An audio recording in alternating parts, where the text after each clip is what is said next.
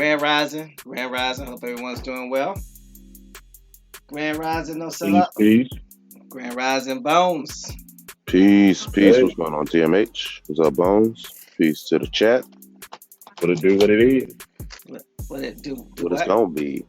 Don't do that. Don't do it. Y'all confused me already. Okay, sorry. Too much ebonics. We speaking Southern.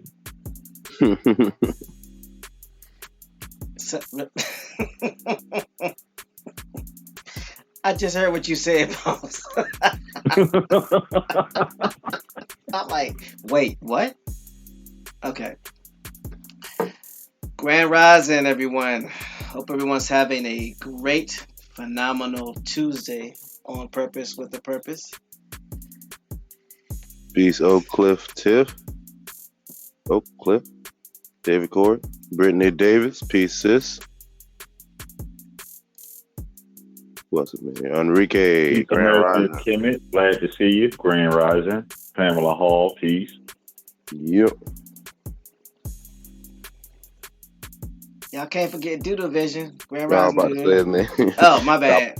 You got it. Copper Chopper 803. What's going on? Before I get my head bit off. Grand Rising, Brittany. He's greetings any heartbreak, aka Two-Pin. Cool it down. Grand Rising Mike Easton. He said from DC and Clinton, Maryland. Yeah, you right up the street from me. Literally. What up, DMV? Peace to the DMV. Not to be confused with the DMV workers, because they don't be doing nothing. Don't do that. Oh, I'm sorry for y'all, anybody that work at the DMV, because y'all don't be doing that. Grand Rising David Corey. Grand Rising Carrie Bay. Grand Rising Enrique. Now serving C183,000 at window number 11. Grand Rising, I am Flying Squirrel. Peace. Right. Mike Easton, what's going on?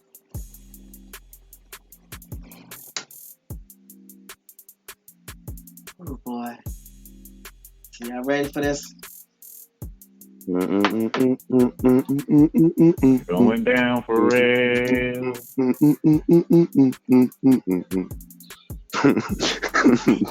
James You said, gonna have that song stuck in my head all day now. He said That's y'all all I ready hear for now. this, man. Hey, I didn't say it. Everybody should know by now not to say things like that to start a song off. TMH. TMH. David Corey said, what kind of breakfast y'all have with an H?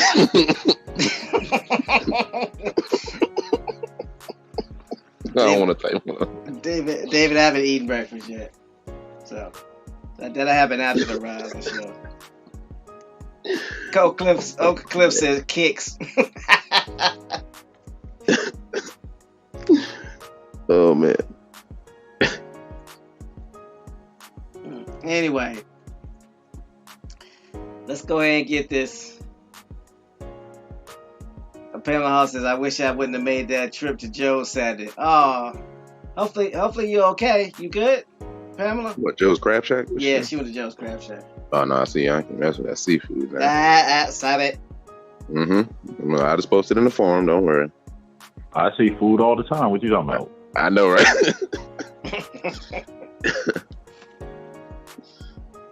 Oh, let me delete that. Oh, Mike says he's taking his son to school in D.C. Lord, sending massive energy your way, bro, because I know what that traffic like in that area. Yeah. He's sitting in the parking lot. What you talking about? That is a parking lot. At D.C. traffic. Pamela says that the food made her mad. Oh, man. Hopefully it wasn't fighting you back, because that would be bad. Oh, yeah. Y'all done made me drive 107 miles for this? You got to be kidding.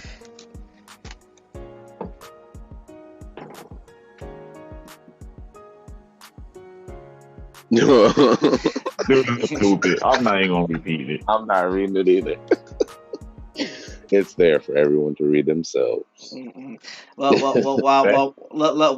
Mike Easton asks his question to the chat, I'm going to go ahead and read the public service announcement. Okay.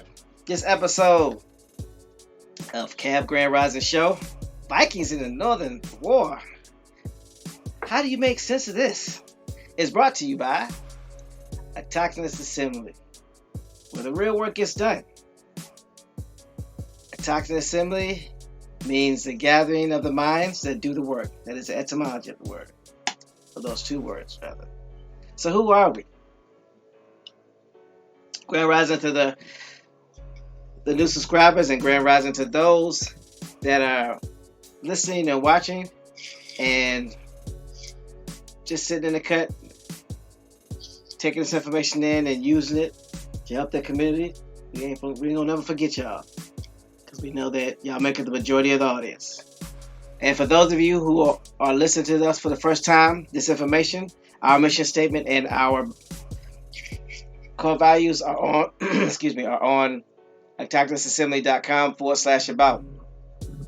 Autochthonous Assembly is a nonprofit organization dedicated to raising up indigenous American voices by using genealogy, also known as family history, which is the study of families and the tracing of their lineage and history. Genealogists use oral interviews, historical records, genetic analysis, and other records to obtain information about a family and to demonstrate kinship and pedigrees of its members.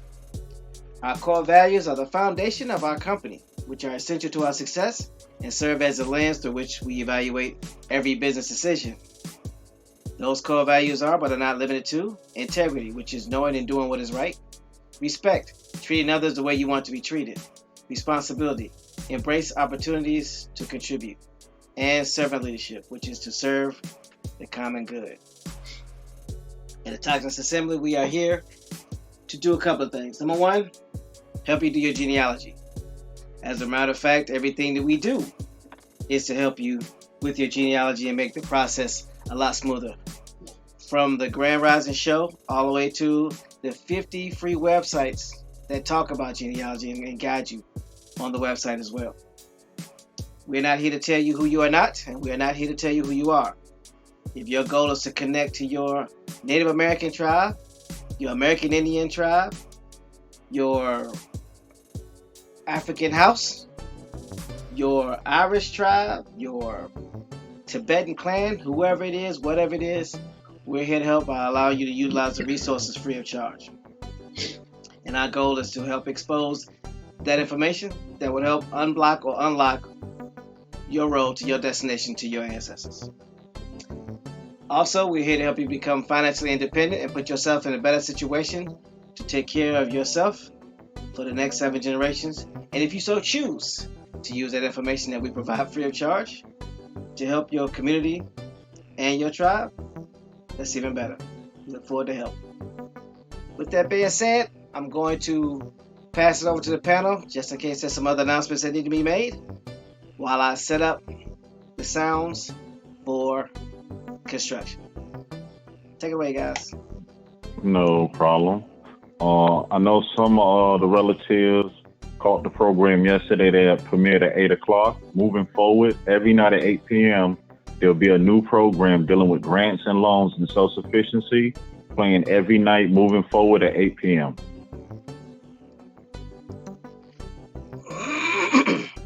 Yeah. And also, you can catch the programs repeating on AINT, that's American Indian Network Television, and you can find that at the Autochthonous Assembly website, right on the Autochthonous Assembly Radio. I'm going to post that link right now. I'm just going to save it for later, but it can come out now. Appreciate it, Bones. So all the relatives that's interested in do-it-yourself hydroponics, aeroponics, there's do-it-yourself videos playing on the television station 24/7. Oh, I got some for you then, Bones. I need to send you a fruit. Add some hours to that. No problem. And anything of interest that the community would like on the television on the television channel, hit us up. Let us know. Let us know the programs and services that you would like to see. There you go.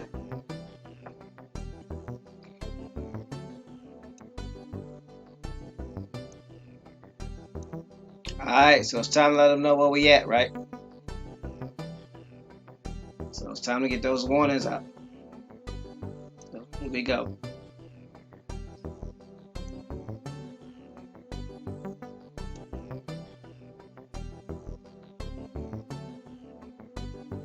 Warning, warning, warning.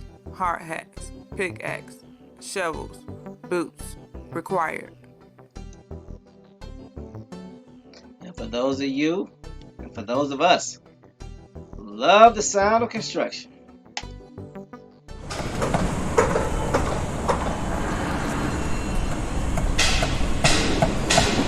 At America's Chemist television station, we already have it. You can access it on the website. That's www.autonomousassembly.com, or you can access it at AINT.autonomousassembly.com.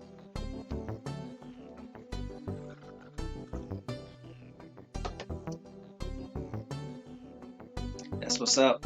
Grand Rising Macadon 1, Grand Rising Copper Chopper 803.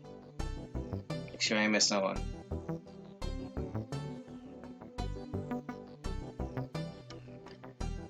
Grand Rising Celestial Love.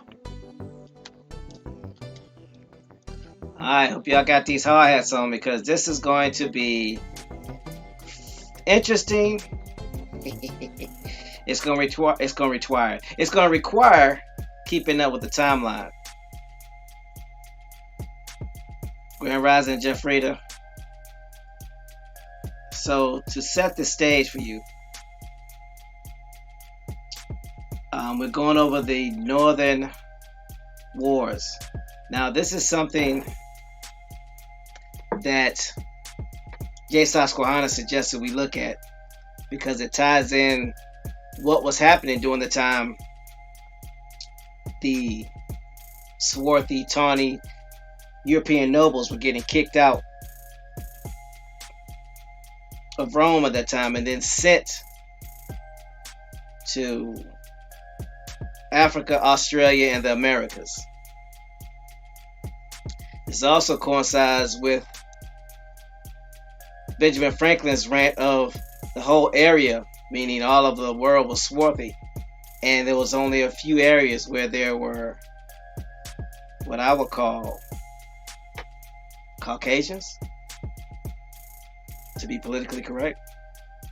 And he didn't want France sending any more swarthy Germans and Irish to the Americas because it would thwart the plans to dilute the seed of the American Indians that they had created, the Red Man.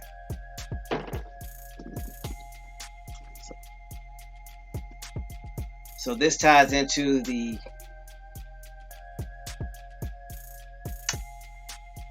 Finn Gael being forced into the Caucasus Mountains and eventually into France, where they end up taking over, rewriting history, and basically whiting out Europe, doing multiple ethnic cleansings. So this ties all that in. Grand Rising LJ Free. Grand Rising unapologetically Aboriginal. Glad you caught the cab this rising. Yeah, I'm glad you said that because that's a lot of syllables this morning.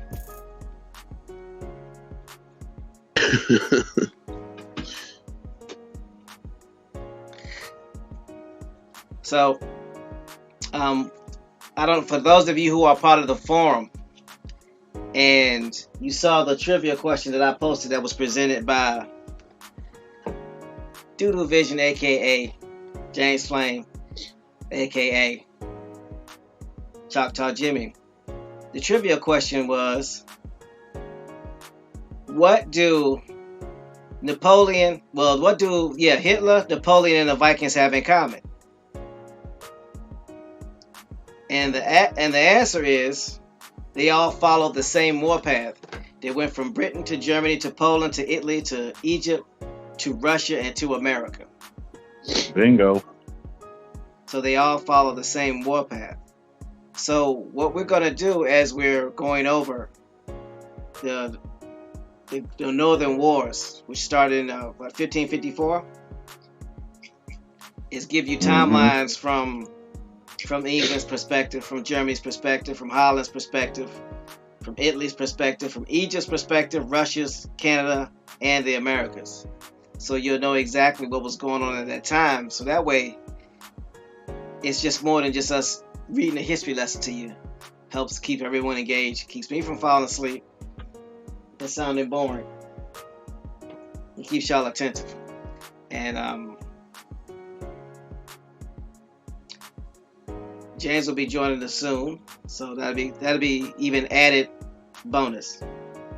Mike Easter says, offensive a black person to historical, a person a mixed race, especially a black and Indian or black and European blood. I'm not quite sure I understand what you was typing, Mike.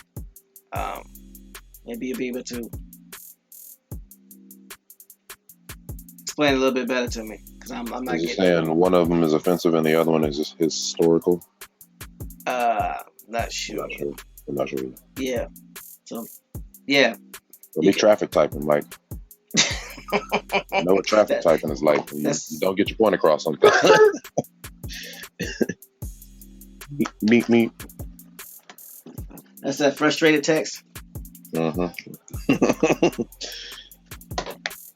the button. Yeah, out of context. Okay. So we're going to be talking about the first war that we're talking about. Pema says, now I see why my Dutch babies wanted to fight the Russian guy on my bus when he disrespected me. Okay. Pamela trying to say it's your daddy. You crazy. But that's a good one though. So the Northern War, the first Northern War that we're going to be talking about is Russo versus Swedish. This war took place in 1554 through 1557.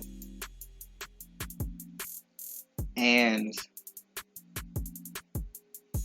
the individuals that we're talking about was the Tsardom of Russia versus the Kingdom of Sweden, Ivan IV, and Gustav I of Sweden. And it's the Russo and Swedish Wars.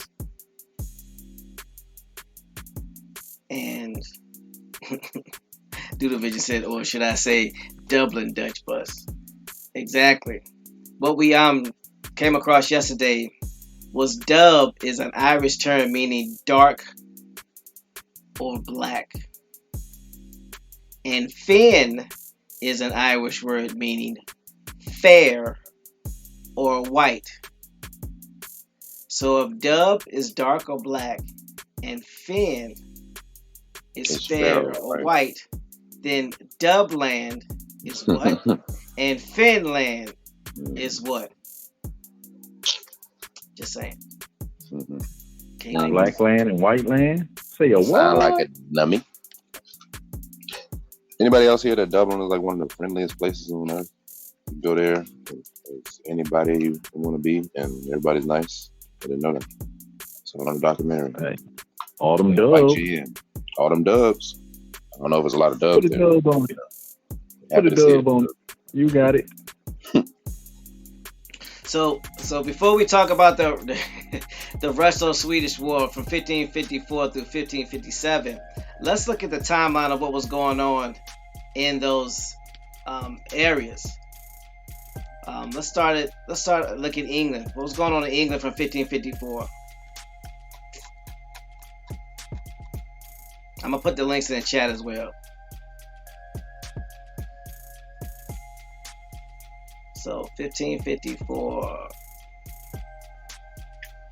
So let's start with 1553. It says Edward VI dies and Mary becomes queen. 1554, Lady Jane Grey is beheaded. Then it says then there's a picture of the Tower of London that says Queen Mary persecutes Protestants. Nearly 300 people are burned to death for heresy. And in 1558, Queen Mary dies. Elizabeth I becomes queen. Thomas, teammates, before you go folks further, need you to- had a link. Yeah, I'm about to post it in the chat now. he tried All to right. try to get ahead of y'all. I saw. TMH need to be on the same page.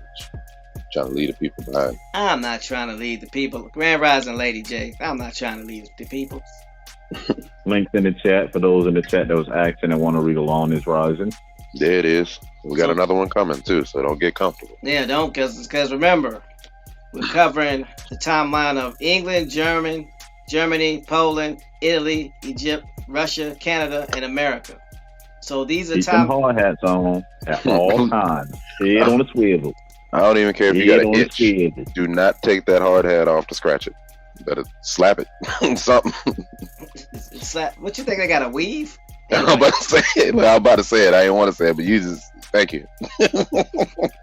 Y'all all seen Starship Troopers, right? You know what happened when you take that helmet off. You know what happened Take as it off. soon as you take that helmet off. Medic! The moment. Yeah. Medic. Really?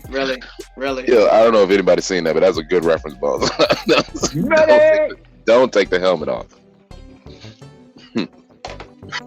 Doodle says you better part it like Craig's sister and Friday. Anyway, Pat it, yeah. pat it. Yeah, my bad. Once she sleep with her head on her elbow or her head up, she slept in an upright position. Got a kickstand for your head. Okay, The kickstand. you know what? That's exactly what it was. Oh man, sorry. I'm ready. Thank you. 1554. This is what was going on in England at the time. Lady Jane Grey is beheaded. In 1555 to 1558, Queen Mary is persecutes the Protestants. Now y'all remember who the Protestants are, right? Hugo there.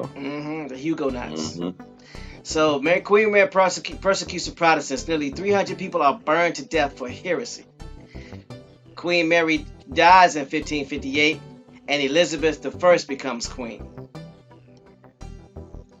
So that was what was going on in England during that time. So what was going on in Germany?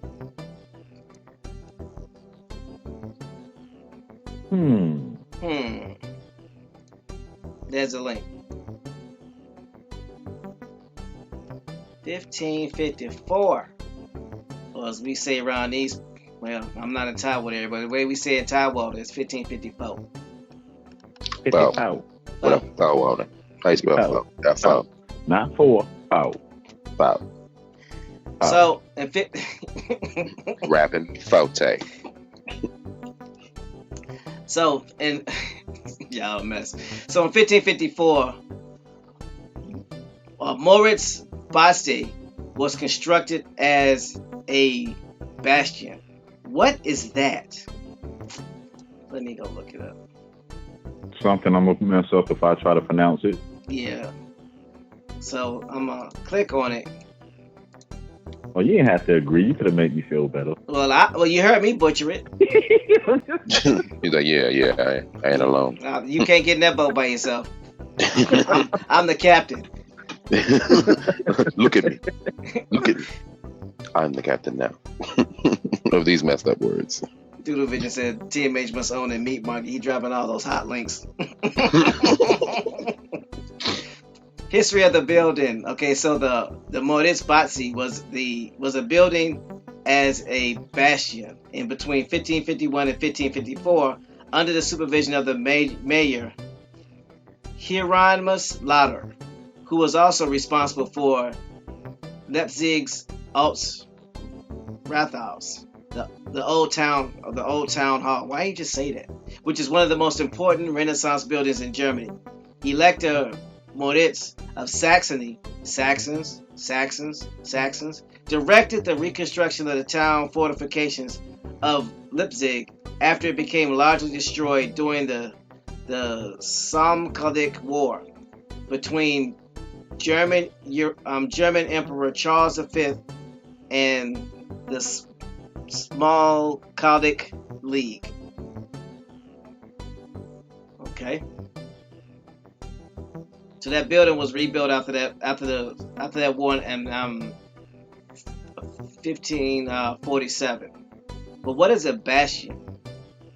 I don't know what that is. A bastion is a structure projecting outward from the curtain wall of a fortification, most commonly angular in shape and position at the corners. The fully developed bastion consists of two faces and two flanks, with fire from the flanks being able to protect the curtain wall and the adjacent bastions.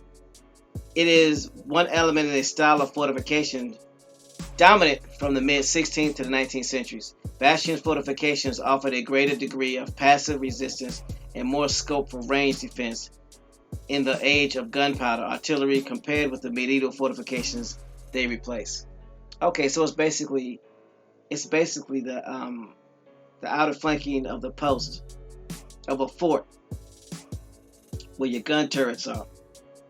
Yeah, I didn't get it till the end of it. The beginning of the definition kind of threw me off a little bit. Well, that and the fact that I wasn't reading it correctly, the words. So, I ain't helped much. So that's what happened in 1554 in Germany. They rebuilt their fortification after the War of 1547, and then in 1555, September 25th, Peace of Augsburg was signed, granting Prince of the Holy Roman Empire the right to determine the state religion with their treaties. And then 1569, the expansion of the Cologne City Hall. So at this time in Germany, in 1555 and 1554, they were just recovering from a war. So there wasn't too much going on except for they were granting the princes of the Holy Roman Empire the right to determine the state religion with their territories after they had won. Free says that was the boy's name in the never-ending story. Sebastian. That's right. So what was going on in Poland at the time? Put the link in the chat. So what I'm gonna do is I'm gonna read half of these, no sellout, and then you can go ahead and read the first couple paragraphs, and then I'll read the other half. Okay, that'll work.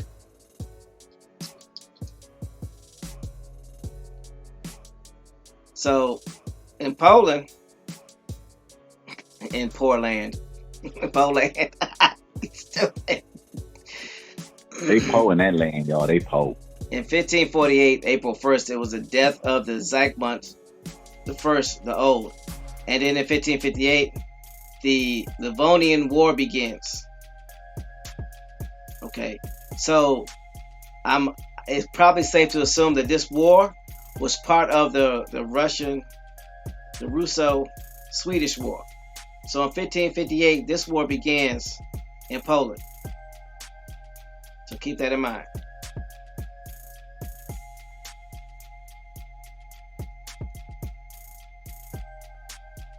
Okay.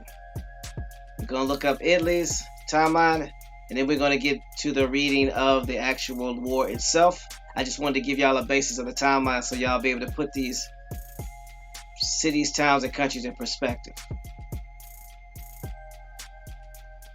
So now we're doing Italy. And they have a lot of recorded history in Italy.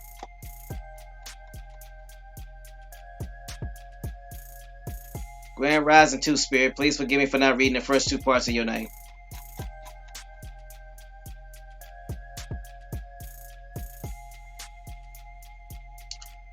So, look, I had to go look.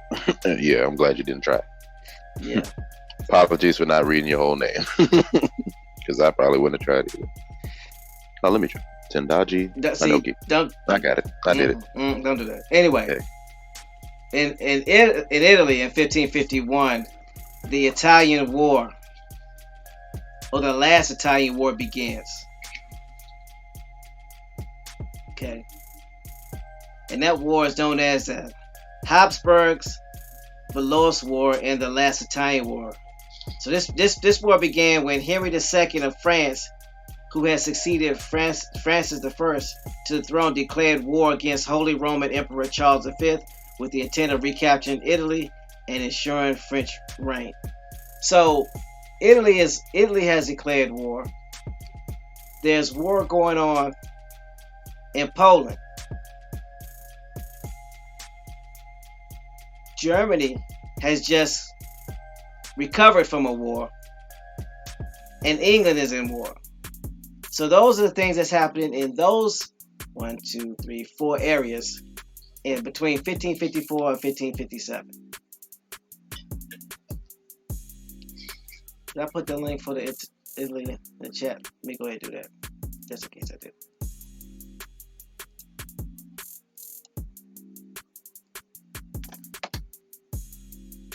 All right, so go ahead and start reading the I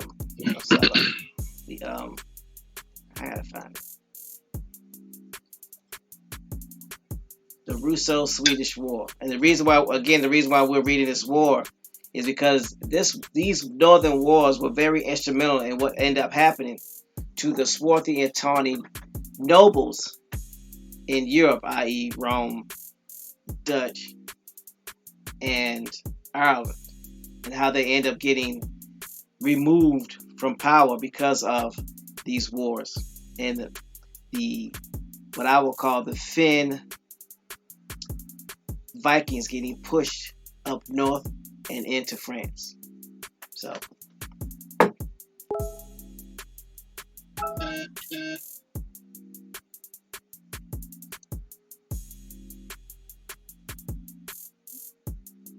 Oh, was that my cue? yeah, you go ahead. Russo-Swedish War. The Russo-Swedish War of 1554 to 1557, considered a prelude to the Livonian War of 1558 to 1583, Grand Rising, y'all, arose out of border skirmishes. It ended when the parties agreed on a truce in the Treaty of Novgorod, 1557. All right, I'm on to the prelude. The relations between Sweden and Russia were not the best. Ivan IV of Russia did not consider the Swedish King Gustav I his equal and refused to negotiate with Swedish ambassadors in person. Ivan made the king's ambassadors confer with a governor of Novgorod rather than receive them in the Moscow Kremlin, as could have been expected between equals. The Tsar responded to Gustav's remonstrances. I never heard that word before. Ask your merchants, and they will tell you that Novgorod's suburbs are larger than your Stockholm, and that Novgorod's governors are descended from sovereign rulers of great empires, whereas your parents sold oxen at a market several decades ago. Disrespect. Despite the tense relations between the two regents, a state of peace was the general situation during the most of Gustav's reign, as agreed on in the Treaty of Novgorod, 1537. However, both the Russians and the Swedes frequently crossed the border to plunder. All right, so what's going on here from what we see is that Russia and Sweden are not getting along. Both of the rulers are basically smack talking, and this came from the skirmishes between the Livonian War, and we know that war was happening when that was Polish. That was Polish. That was the Norwegian, Polish, and Swedish War. They were actually fighting against Northern Europe, Estonia, Livonia, and Russia. So, and that war was from 1558 until 1583. That's a significant. So, is this a 30-year war? What was that timeline again? 1558 through 1583.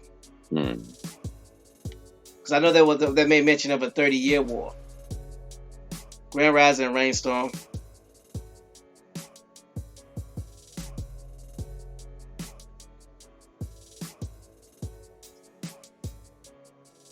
because it talks about the Russians invading Livonia.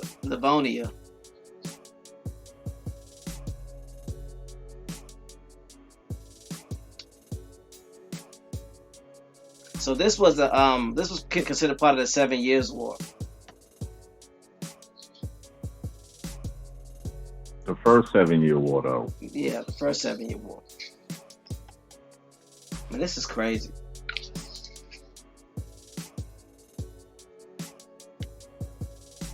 I'm sorry. Go ahead and continue. Okay, we're on the war section here. In 1554, the Pechenga Monastery was raided by the Swedes. The governor of Novgorod Paletsky sent Nikita Kuzmin to Stockholm to ask for an explanation, but the Russian representative was imprisoned. In response, Russia mounted an organized attack with up to 20,000 soldiers in March 1555. With its initially 1,000 men, Finland could not stand against the invading troops, excuse me. But soon reinforcements consisting of 3,700 infantrymen and 250 cavalrymen arrived from Sweden. The Finnish nobility had also been engaged in the war, contributing with its cavalry.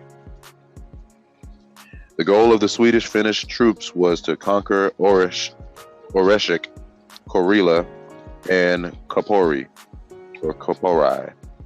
The siege of Oreshik was badly planned by the Swedish side and failed since the Russians had destroyed the area surrounding the town, and the Swedish troops had insufficient supplies to be able to maintain the siege until the town surrendered.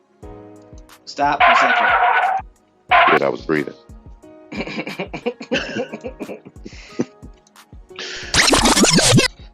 So look, in the second paragraph that you was reading, it said the goal of the Swedish-Finnish truce. So what do we know about the Finns? What do we know about that term? What are they telling us? Whiteland. Mm-hmm. Are they North?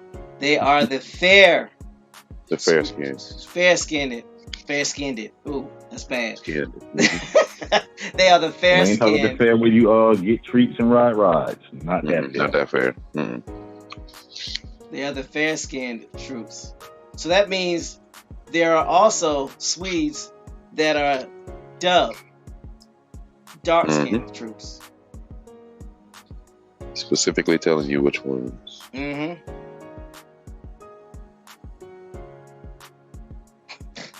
David Coy crazy. So I wanted to make that distinction because what's happening is these Finns, they're trying to push them north. They're trying to push them out of these areas, just like when the Mongols was pushing them out of Asia. They're being pushed out from all different areas. No one wants them there because of the chaos and mayhem that they bring. So I just wanted to put that out there and remind you. So Joe Dirt treatment. Mm-hmm. So go ahead and Bones, read to the conclusion, then we'll follow up with the timeline and see if we can make more sense of this. Okay, so you want Bones to read now, or are you talking to me? I'm talking to you. I'm sorry. Mm-hmm. So it comes out, okay. Less than 24 hours. The goal. Stop it. What's up, LJ Free? The goal of this. Oh, I'm not on the goal. Let me go up here. All right. While Admiral Johan Brigg besieged and bombarded Oreshek, the Swedish diplomats tried to find support for their cause in Livonia, Poland, Lithuania, and England. Early the following year, 1556, Russia made a new attack, this time with an army almost 20,000 men strong.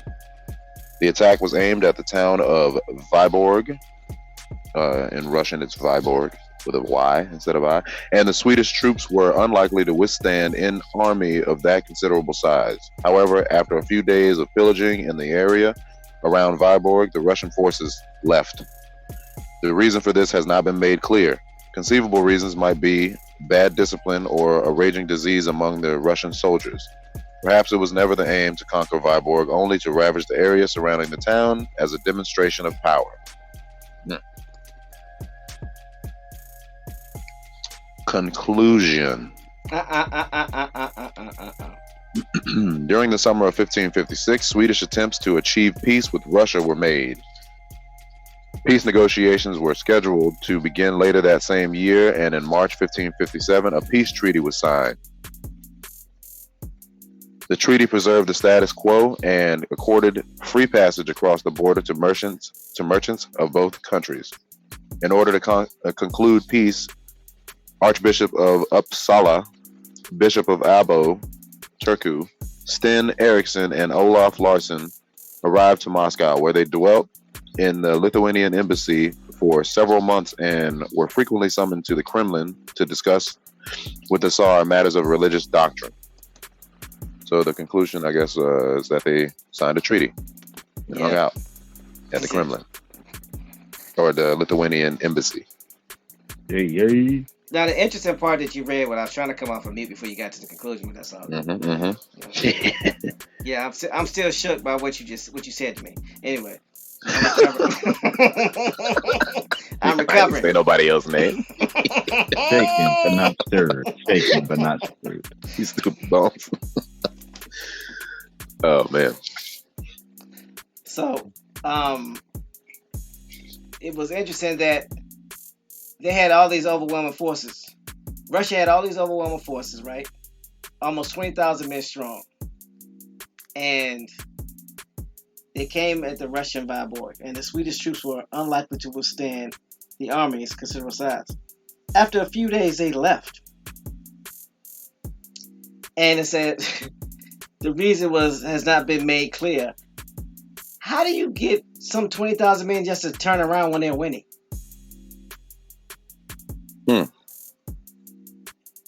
And it says conceivable reasons might be bad discipline or a raging disease among the Russian soldiers. Okay, so that's a very broad reasons, a broad range of reasons. Don't that mean you ain't winning then? If you got to turn a high tail, that's not the definition of winning. Last I checked, taking your ball home is not winning. So either it was because of bad discipline or a raging disease. What the German man's, as Dudu calls them, was kicking you behind. Oh yes, Rainstorm. This is during the time of melanated rulership in Europe, during the cleansing periods.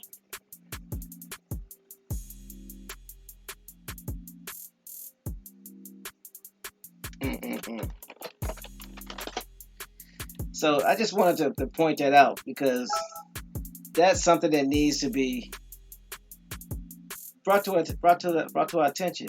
Doodle Vision says all I do is win no matter what. Even when I'm run, I'm out of luck. Read it. Oh, sorry, I couldn't help it. Just came out. Yeah. So the conclusion was there was a treaty signed. So during the summer of 1556, Swedish attempts to achieve peace with Russia were made.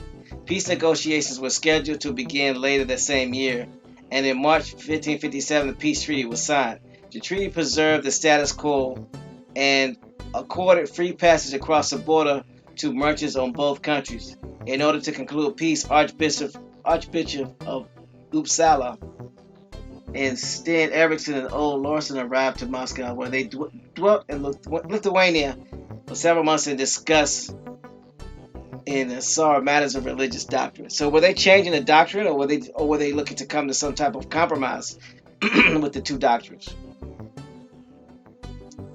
Because what was Swedish religion at that time, and what was Russia's religion at that time? Let's look it up.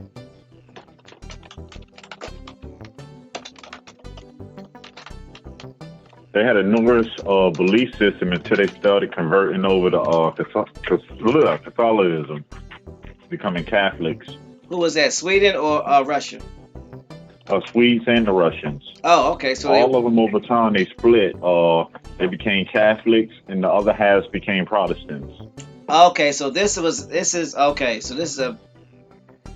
the making of the great split between the Catholics and the Protestants. Got it. Yeah, Mike says they were both becoming Catholics. Some were Protestants. Okay, that explains why in England the Queen was persecuting Protestants and burning them. She burned over 300 of them. Yep. Starting the Exodus.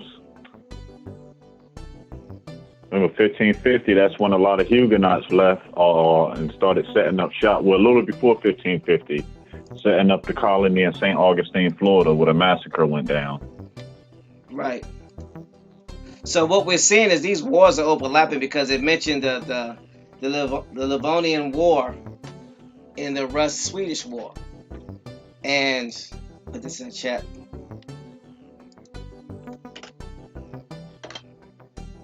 And when one war was already ongoing, another war was beginning, because the Swedish War was from 1554 to 1557, and it says it was a prelude to the Livonian War, which was from 1558 to 1583. So it's like they went out of one war right into the other. Basically, same thing today. Yeah. Keep you in a state of perpetual war all the time.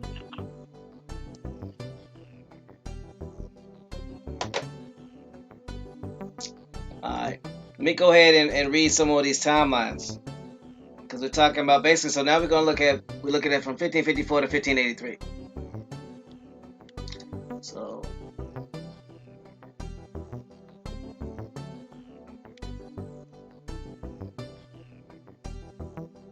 Let's look at the Egyptian history.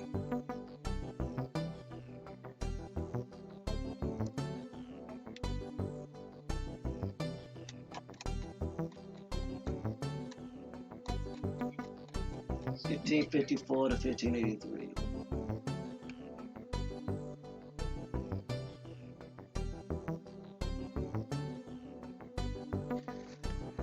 So what they have for Egypt, we may need some more clarification for this, because it talks about Egypt is under the Caliphate and Ottoman rule from 646 to circa 1800. It says during the initial Islamic invasion of 639 AD, Egypt was ruled at first by governors acting in the name of the patriarchal caliphs and the righteous caliphs, and then by unnamed caliphs in Damascus. After the Umayyads were overthrown in 747, the power of the Arabs in Egypt slowly began to weaken. So then it talks about the art of the Fatimid period in 909. So why did they kick me out? Because I'm looking for 1554. Let me go back.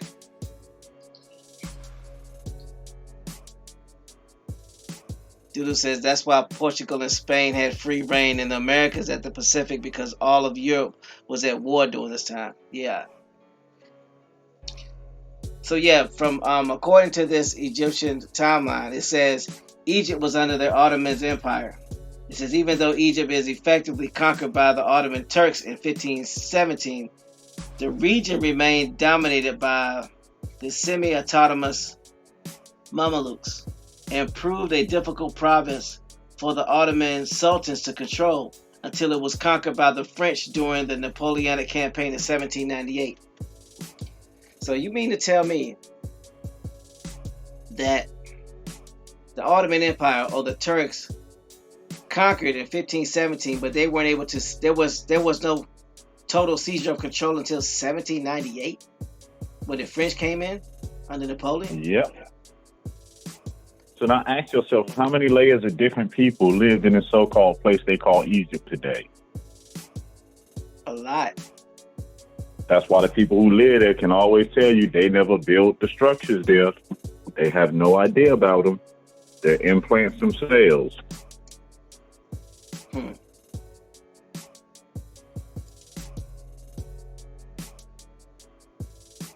Interesting.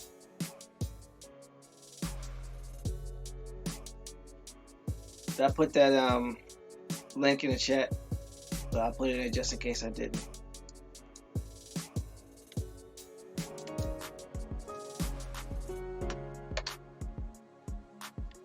So next timeline we're going to cover is the Russian timeline.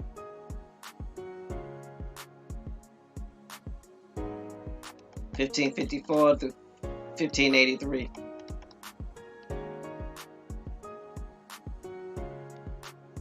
So 1554. Now this is interesting. 1554 states that the first book printed in Russia was the narrow-typed Gospel book. That was the first book printed in Russia. I wonder why that is. It was printed in Moscow. It was published by an anonymous printing house. There are currently copies in there are current copies in Russian State Library in Moscow and elsewhere. That's interesting, right? Mm-hmm. So, 1556, Muscovy conquered and annexed the Astrakhan Khanate. Astrakhan Khanate.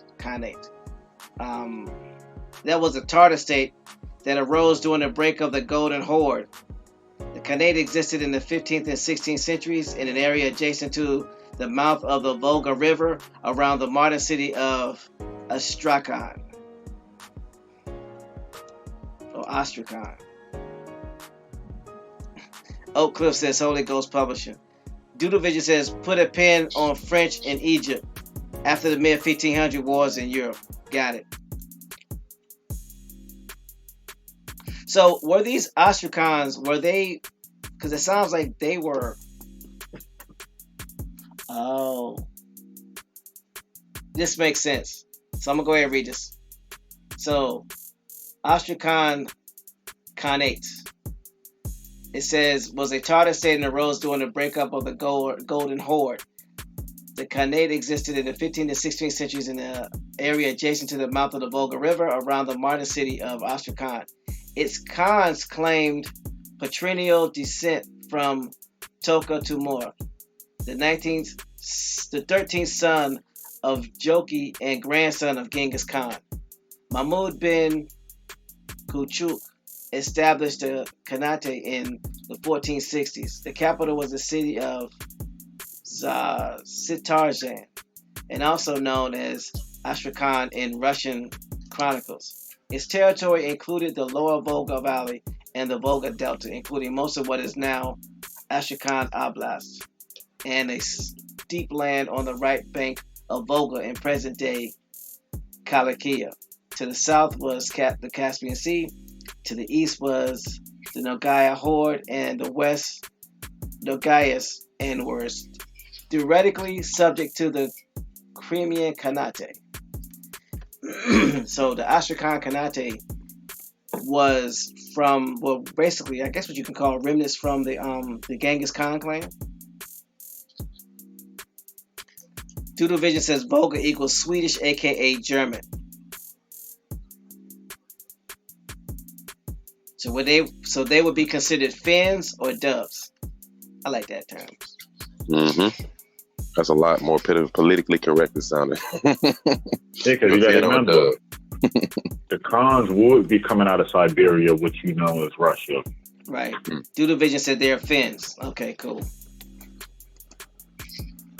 But history will try to tell you they some Asians. Ain't that something? Mm-hmm.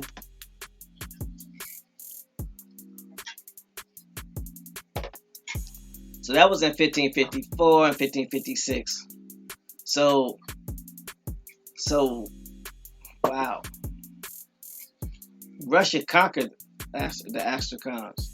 1558, after conquering the Astrakhans, the Livonian War starts. Ivan demanded a backbreaking tribute from the bishopric of Dorpat. The bishop sent diplomats to Muscovy to renegotiate the amount. Ivan expelled them and invaded and occupied bishopric. So that was the start of the the Livonian War. He said a backbreaking tribute. He must have wanted all their money. So in 1560, I want half, Eddie. what you say? Eddie, I want half. Yeah. Crazy. Can't speak English, but half. I want half, Eddie. Rainstorm says all of them are just different barbarian tribes. That's what it looks like, Rainstorm. We're trying to determine the Finns from the Dubs so we can get a better line on this. So 1560, Battle of Urgemy. Ivan's army crushed the forces of the Livonian Order.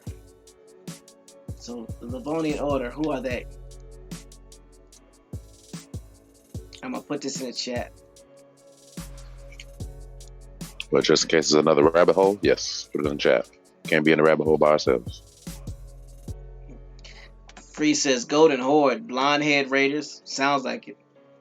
Didn't we discuss hordes last night? Yeah. That word came up. Whole lot of them. Mm-hmm. It's crazy. Says the Livonian Brothers of the Sword. These are Germans. It's basically from German and French words. It says they were a Catholic military order established by Albert III, Bishop of Riga, or possibly by Theodoric von Trident. And it says in 1202, Pope Innocent III. Pope Innocent? Really? I didn't do it. Hope I didn't do it. He sanctioned the establishment in 1204 for the second time. That means the first time it didn't work, I guess. The membership of the order comprised German warrior monks who fought Baltic and Finnic pagans in an area of modern-day Estonia, Latvia, and Lithuania. Alternative names of the order included Christ Knights, Sword Brothers, Sword Brethren, the Militia of Christ of Livania, the Seal Reeds, Magistri Infirm, Militia Cree de Livania. Following their defeat by the Semagentians and Semigalians in the Battle of Schulin in 1236, the surviving brothers merged into the Teutonic Order as an autonomous branch and became known as the Livonian Order.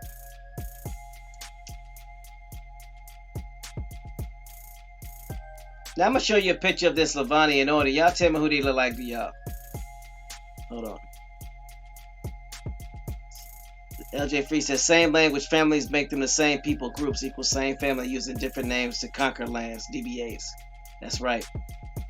Doodle Vision says, Pope Shaggy, it wasn't me. LJ Free says, this information puts a different face on Genghis Khan. Yeah, it sure does. Y'all tell me who these individuals look like to y'all. When I post this, hold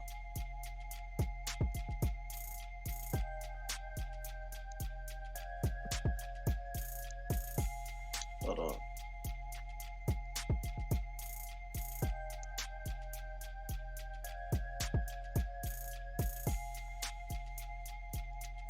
It'll be showing up shortly.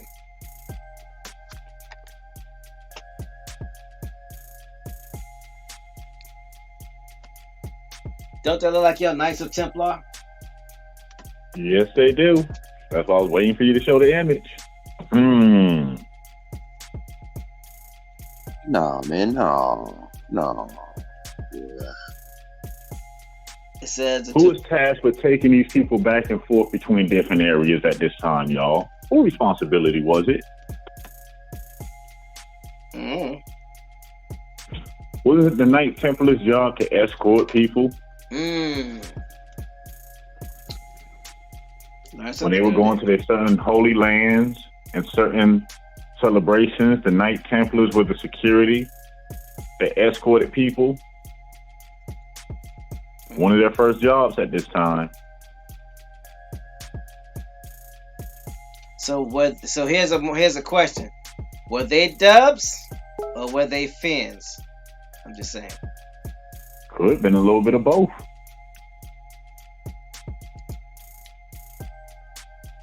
This picture was just posted in the back.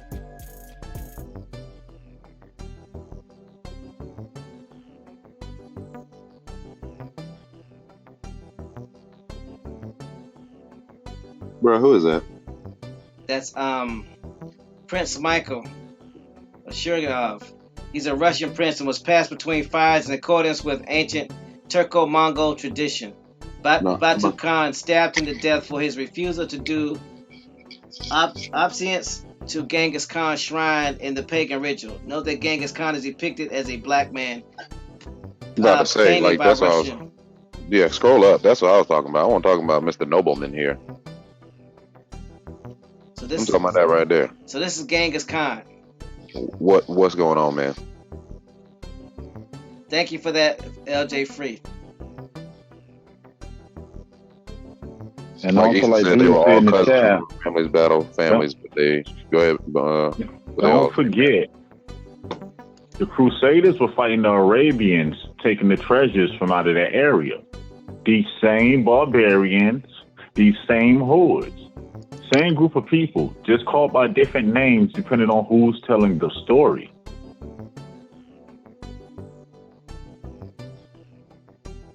These same barbarians got these crosses on their shields and chests when they rampaging people. Who else wears this same attire at the same time? I guess if you're on the side of the church, you're a Knight Templar. If you're on the side of the people getting raided, hey, you're a Viking. You're a holder. Didn't some recent leader of Russia say that, or was it the Ukraine, that those soldiers on the border, or those people on the border with those uniforms, were not Russian soldiers? Yeah. So wearing the uniform, you probably part of the crew. You wearing the same clothes, y'all the same folks. Because remember, at the same time, you got crusades going on. Just disguised as different names and different wars.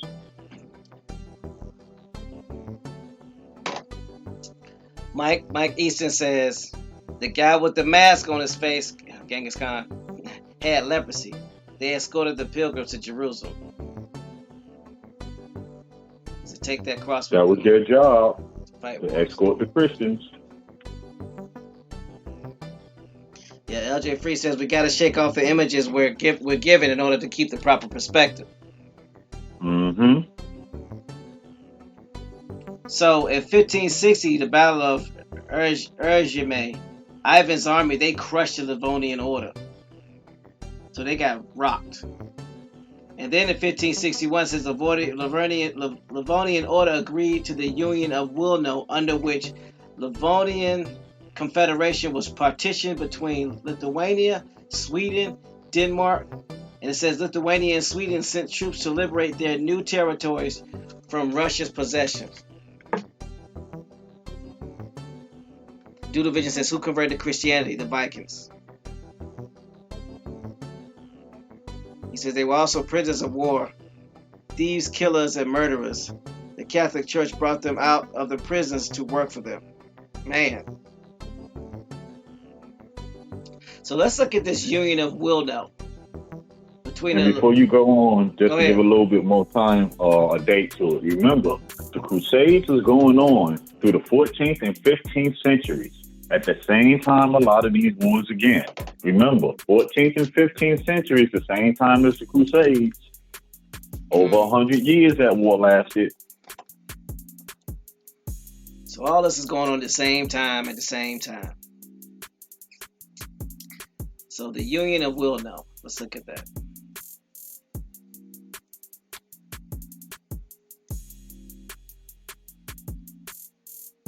I'll put it in the chat.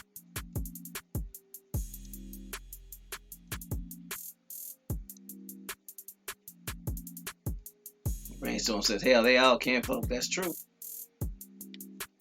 So look at it this way, real quick. Crusades last from 1095 to 1492. I'm going to say it again. The Crusades lasted from 1095 to 1492.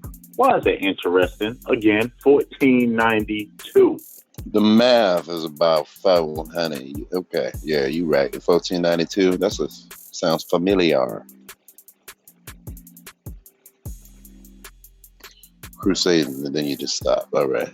James said that's why Queen Isabella and King Ferdinand wanted to find a different route to Asia. There was wars going on. So that means those wars are going on right in the North Pole.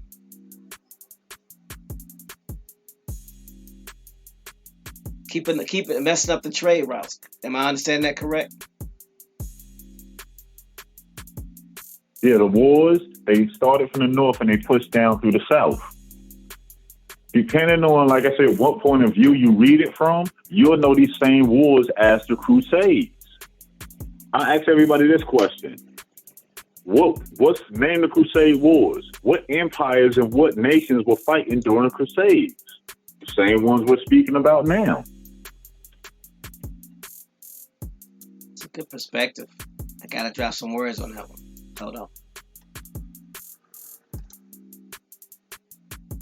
Got 3 words for that.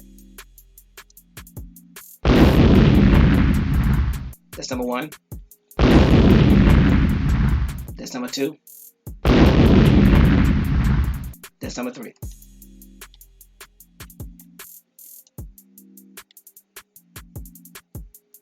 LJ Free says 1452 equals Papal Bull. 1492 equals Columbus. And Dudu pointed something out that if you remember this war, you're kind of like stay focused. Remember, the Vikings fought the Ottomans.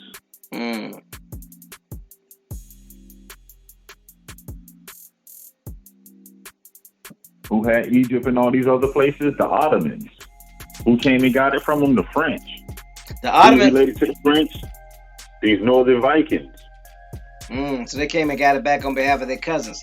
So, quick question: the Ottomans are the Turks, correct? Some of them become, as they mix in and bring in other cultures, that become the Turks. American Indians that were over there, and a couple of other people. Just like the Matisse, they become their own distinct race. Okay. So that's another case of Finns fighting Dubs. Am I right?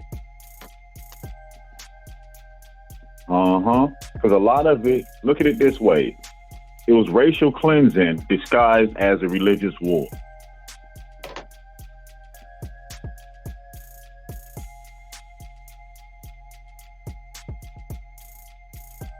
Mike Easton says, Robin Hood, check out the recent movie remake of Robin Hood. It explains a lot. Yeah, we mentioned that before. If you know the story of Robin Hood, the story takes place during the time of the Crusades. Right. King Lionheart, who were they fighting? They were fighting the Moors at this time during the Crusades. Exactly. All right, so let's look at this Treaty of Vilnius. I'm sorry, Bones, were you finished? I didn't mean to cut you off.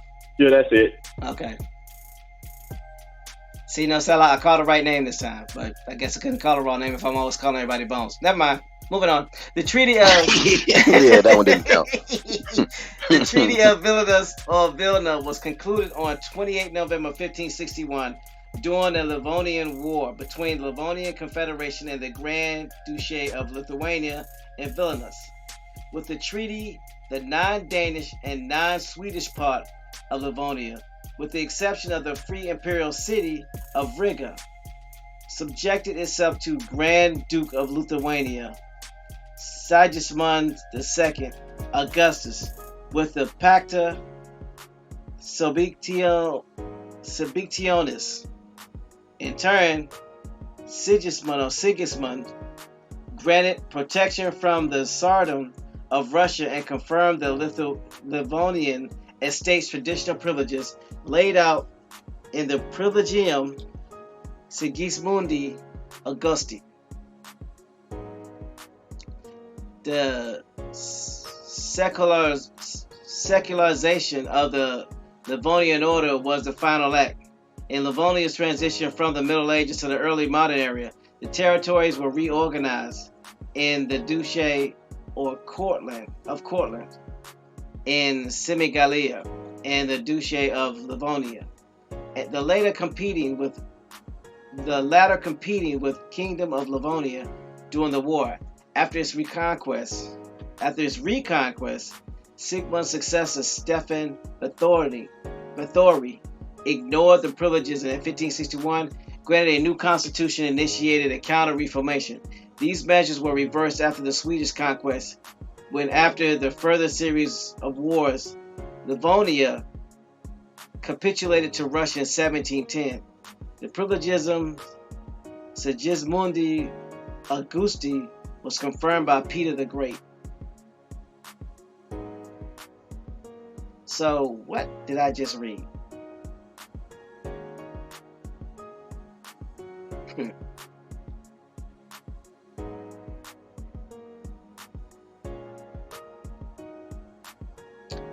Alright, so I'm trying to make sense of this. After the Livonian order got crushed by the Russians, they started working with them in this area, I guess, to give them passage. Okay, that makes sense. So every time this place got conquered, they had to protect different people. Is what I'm saying. Is that what I'm understanding?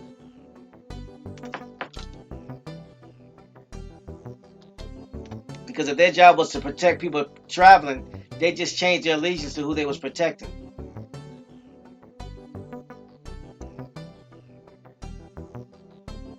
Anyway. In 1572, the Pechenga was abolished. Dudovic said they were mercenaries. Okay, that makes a lot of sense. So they didn't have an allegiance. It was whoever was in control at that time. Okay, I got you. Guns fired. Hired hitman for the church. Mercenaries. Good grief. The Oprichnina was abolished. What is a Oprichnina? Let me see.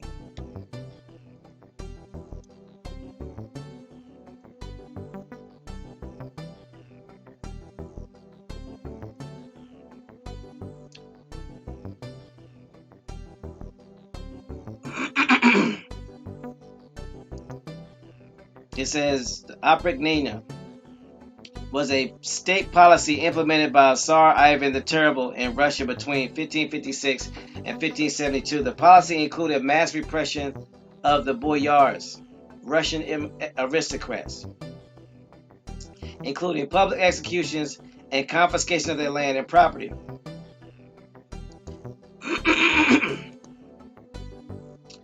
In this context, it can also be referred to as notorious organization of the 6,000 Oprichniki, the first political police in the history of Russia, the portion of Russian ruled directly by Ivan the Terrible, where his Oprichniki operated, the corresponding period of Russian history. The term Oprichnina, which Ivan coined for this policy, derives from the Russian word oprich, apart from except. And what caused this was that in 1558, after the Livonian Confederation refused to pay tribute to Russia, Tsar Ivan IV started the Livonian War, a broad coalition from which Poland, Lithuania, and Sweden became drawn into the war against Russia. The war became drawn out and expensive, raged by Crimean Tatars, Polish and Lithuanian invasions, famines, and trading blockades. Escalating costs of war ravaged Russia. 1564, Prince Andrei Kurbsky, who had defected to the Lithuanians, led the Lithuanian army against Russia, devastating the Russian region in Veliky Luki. Tsar Ivan began to suspect that other aristocrats were also ready to betray him. Historians Vasily Kluskevsky and Stephen Vasilovsky explain the Oprichnina in terms of Ivan's paranoia and denied larger social aims for the Oprichnina. However, historians Sergei Platonov argued that Ivan IV intended for the Oprichnina as a suppression of the rising boyar aristocracy. Professor Isabel de Madariga has expanded this idea to explain the Oprichnina as Ivan's attempt to subordinate all independent social classes to the aristocrats. I want to do a quick search of who are the boyar. I want to know if they're double fence. Okay, so a boyar was a name of the highest rank of the feudal Bulgarian, Russian, Serbian, Wallachian, Moldavian, and later Roman and Livonian, modern-day Latvia and Estonia aristocracy, second only to the ruling princes. In Bulgaria, Tsars from the 10th century to the 17th century, the rank was lived on as a surname in Russia and Romania, Finland, and Latvia, where it is spelled Pajari or Bajari. So I'm going to surmise that these aristocracies, or this Oprichnina, was done to these aristocrats because they were dubs. Why else would you be taking their land and kicking them out? Because that's the same thing that's going on in all the other countries at this time. If I'm wrong, let me know.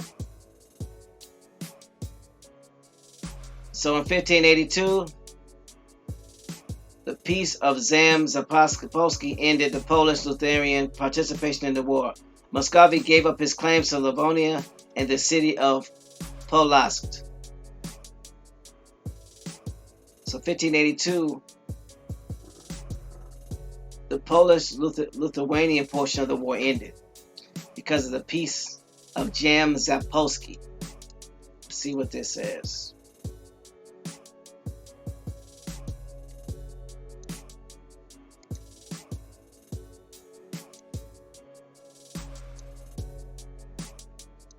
Yeah, Dudovision says it was a whitewashing of Eurasia. So it's safe to say anytime they're coming against aristocracy and they're taking their land and moving them out, those were the dubs that were happening to. And when we say dubs, dub is an Irish term that means dark or black.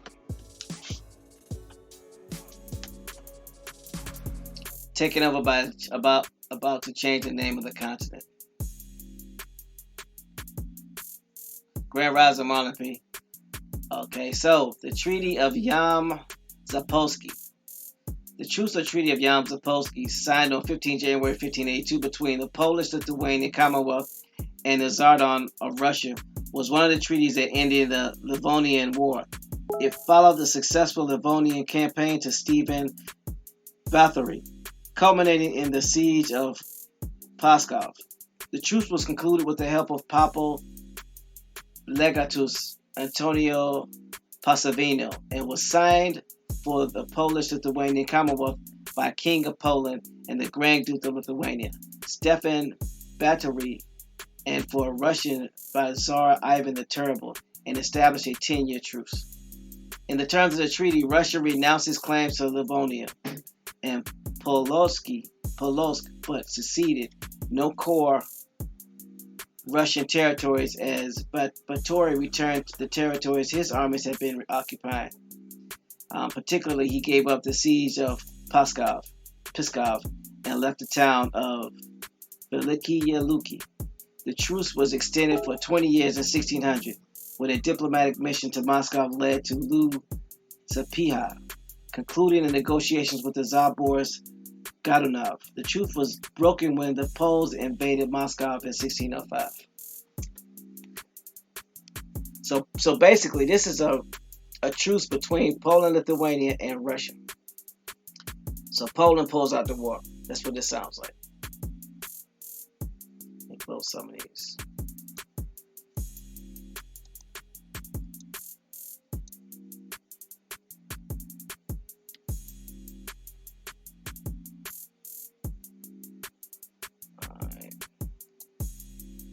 And then in 1883, the Livonian War was ended with the Treaty of Plusa, Narva, and the Gulf of Finland coast went to Sweden.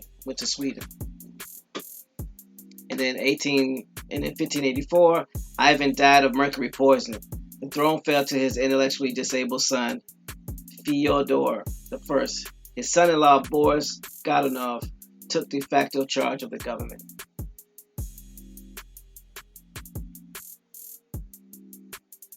So Ivan died of mercury poison. That was in 1584. And the throne fell to his intellectually disabled son, Fyodor. Feel with an F, not TH. Let's read the Treaty of Plusa.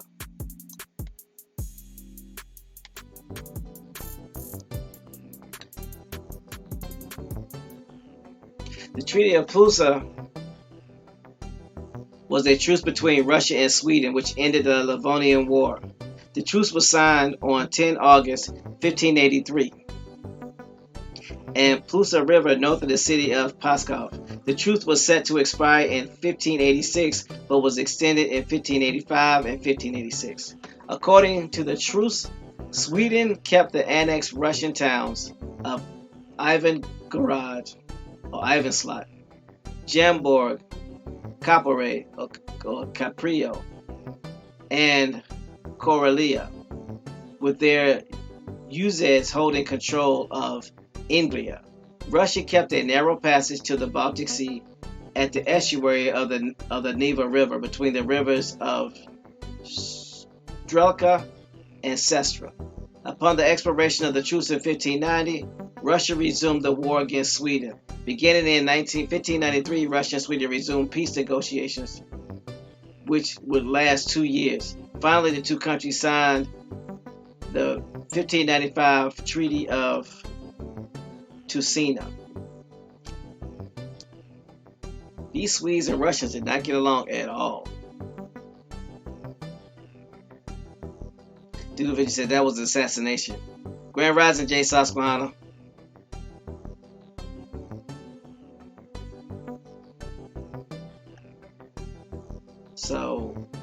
So that was the timeline of Russia. From 1554 to 1583.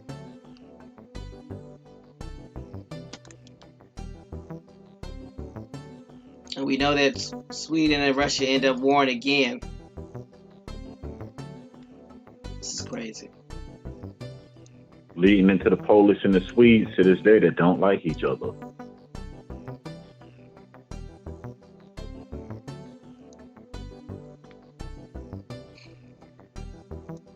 Now I understand why. All because of Russia wanted them to pay a hefty, backbreaking tribute or tax, because that's what that is, right? The tribute is a tax, right? Mm-hmm. That's a fancy name for it. All right.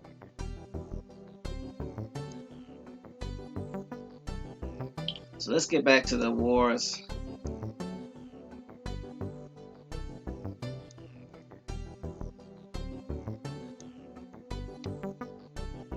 Grand Rising, Golden Moon. We're going over the North Wars, and this is tiring. I know that Nocella has some stuff he had to take care of, so I'll finish reading. It says Russians are Mongols, East Indians, Vikings, and Pacific Islanders all intermingled. Really?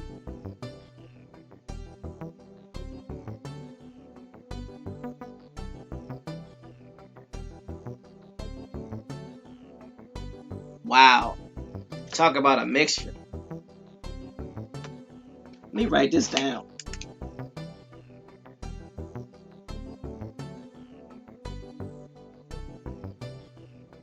He said East Indians,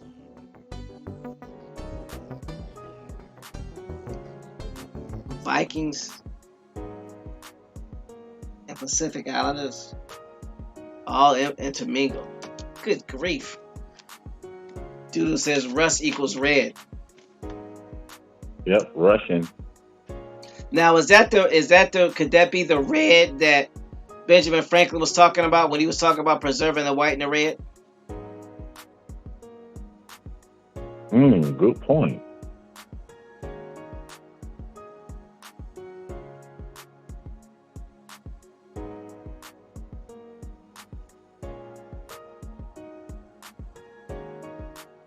Just curious. Moving on. Hold on.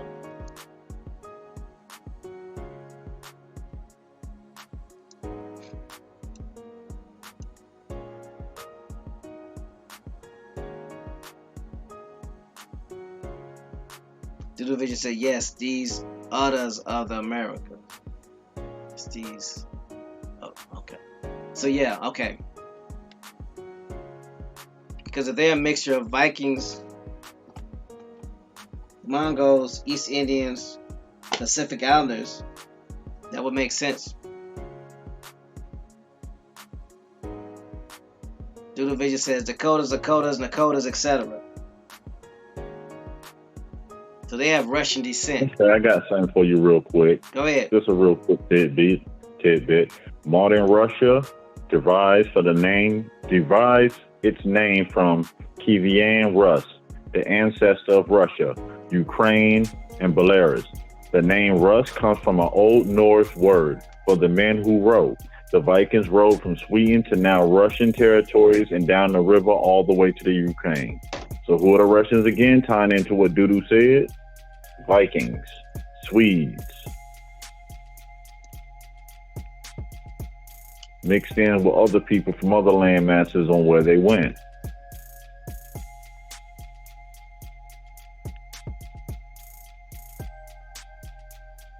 Another Huguenot cousin, French cousin.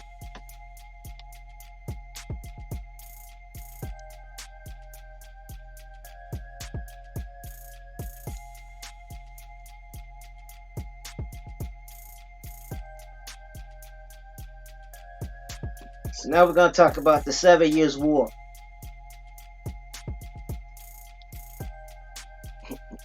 Jay Susquehanna says Clan Rus equals Russia.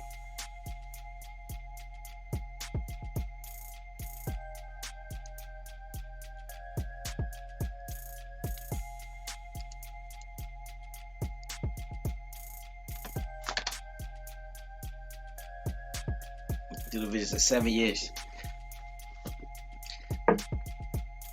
Now, it's interesting that they call this the Northern 7 Years' War. When was the other 7 Years' War? Hold on.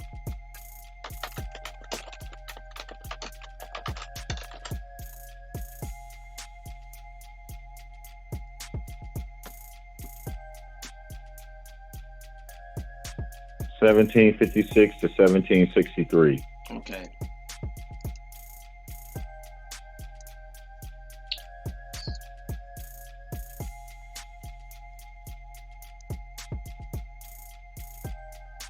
And this 7 Years' War was 1563 through between 1563 and 1570.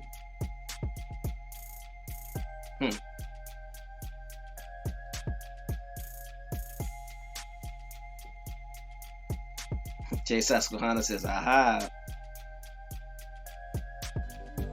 Doodle Vision says that was a continuation of all these wars in Europe.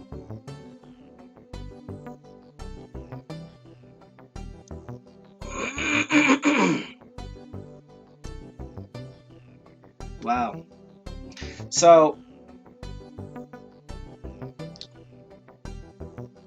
this was fought between the Kingdom of Sweden and a coalition of Denmark, Norway, Lubeck, and Polish-Lithuanian Commonwealth between 1653 and 1570. The war was motivated by the dissatisfaction of King Frederick II of Denmark with the dissolution of Kalmar Union and the will of King Eric XIV of Sweden to break Denmark's dominating position. The fighting continued until both armies had been exhausted and many men died. The resulting Treaty of Stettin was a stalemate, with neither party gaining any new territory.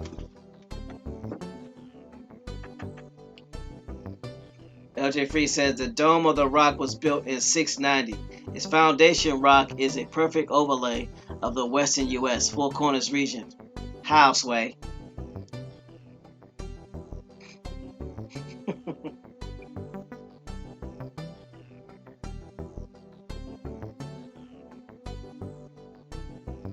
So this war was between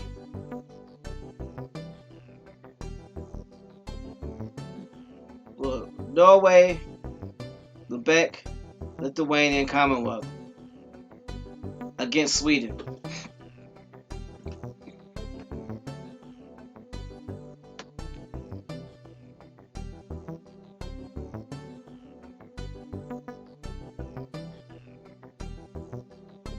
LJ Free says it depicts 11 western states, including Mount Olympus, Hell's Canyon, and Well of Souls. Not to mention this same area where the Lectio Difficilior set up shop. Or was that the Latter-day Saints? Probably Latter-day Saints. My bad, Free. She says she's looking at the Crusades very differently now. And Rainstorm said all they do is bang. Yep, that's it. All they do is have wars. And paint a false narrative with a false picture.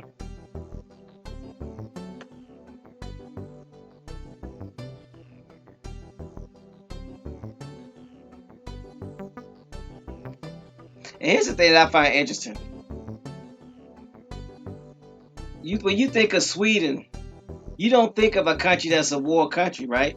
Sweden is neutral now, isn't it? Sweden is neutral, isn't it? It's considered neutral now, right? Yep.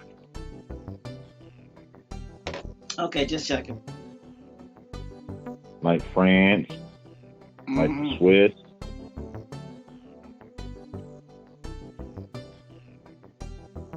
The Kalmar Union of the three former Scandinavian kingdoms of Sweden, Norway, and Denmark lasted on and off from 1397 to 1523 until it finally collapsed following the continued Swedish resentment of Danish domination. The successful rebellion in 1471 led to Swedish victory at the Battle of Brunsberg, which established a powerful anti-union movement under the leadership of the Bondstro nobles, which I'm assuming were dubs. In 1520, Christian II of Denmark conquered Sweden and took a bloody revenge on the anti-union faction of the Stockholm bloodbath. More than 80 noble men and ladies, including leading citizens of Stockholm, were executed. But the result severely backfired on Christian II. The violence elicited strong reactions in Sweden for years to come, and the union was broken by a successful Swedish War of Liberation from 1521 to 1523. Christian II was condemned by the Pope, and he abdicated in 1523. The subsequent Danish kings Frederick I and Christian III turned their attention mainly to the Reformation in Denmark, Norway, and Holstein, and the Counts' feud, civil war, and relations with Sweden were generally peaceful. Dudovic said they got beaten into submission. Now they're neutered neutral. They're cool with everybody. And Free said something that's interesting, that's always in the name, but a lot of people overlook it. They tell you that the pilgrims came to America. But what is a pilgrim? A person making a pilgrimage. They made what type of pilgrimage? Mainly a religious pilgrimage. Pilgrims.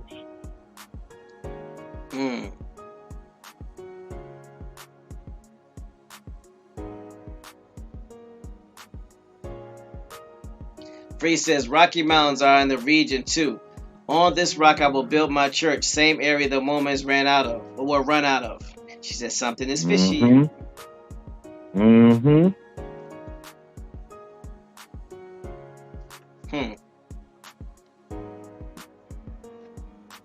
That's a strong word to use. You didn't say colonists, vacation, settlers, raiders. You saying pilgrims. That word has a specific definition.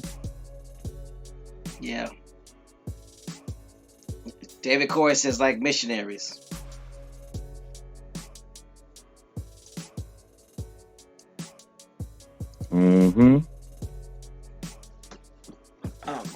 wars. But what's the difference between a missionary and a mercenary? Both are hired hands of the church. Yep. Jay Susquehanna says this is a holy land. That's why they was making a pilgrimage. That's why they call pilgrims. Is that what everybody was doing then? Coming to this holy land to make a pilgrimage so they can escape what was going on in their world.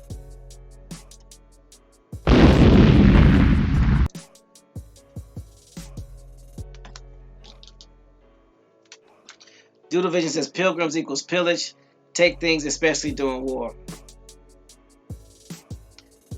Free says yellow, holly, holy stone, holy rock, Yellowstone is in the same area.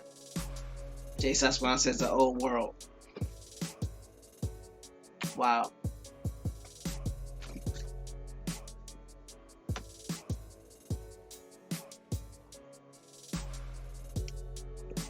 I need a minute.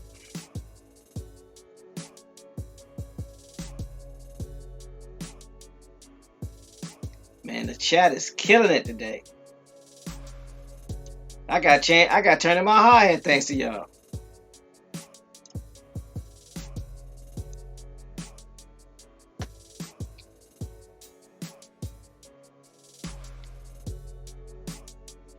All right.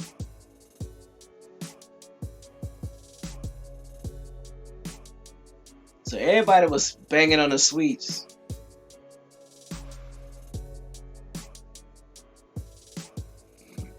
Let me keep reading.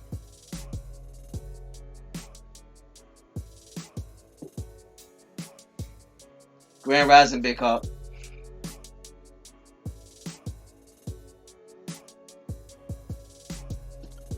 So they wanted to put this in context.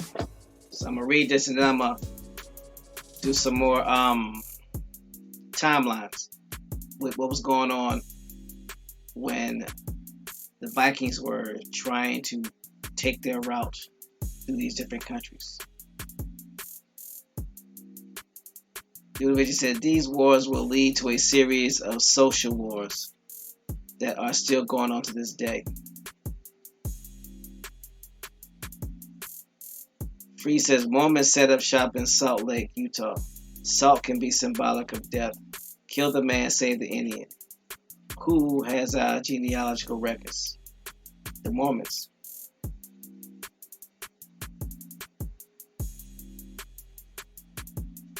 Big Hawk says I'm all the way up in nowhere with no signal. No worries, Big Hawk. It's being recorded, so you'll be able to listen to it later. Jay Susquehanna says which Swedes?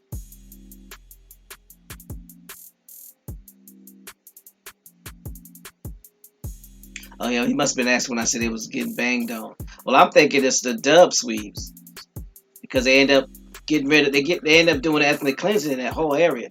So Doodle Vision says Mormon, aka Normans, aka Vikings. Norman, is that you?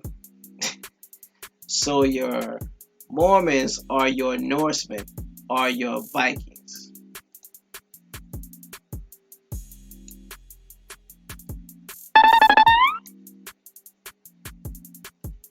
Hold on. Let me read this again.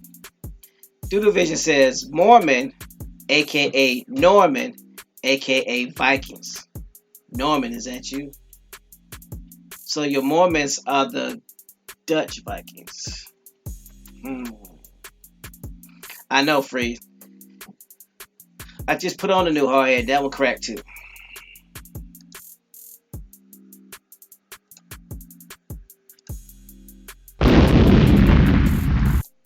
Between Jay, Doodle Vision, and the rest of the chat, I'm woozy.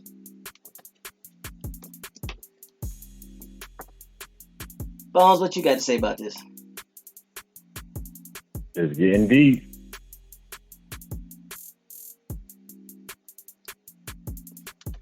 Due to I think the vision. confusion come in because you have one set of people called by multiple names depending on who's doing the talking or the writing. Right. It's no different. If you look at it this way, it's no different than the American Indian tribe. Depends on who's talking about that tribe. That tribe is identified by a different name. It's no different. And Doodle Vision said the Slavs equal the Dub Vikings. Dub is an Irish term meaning dark or black, for those that don't know. David Corey says the Dutch are the keeper of the information of the life records. Your Mormons.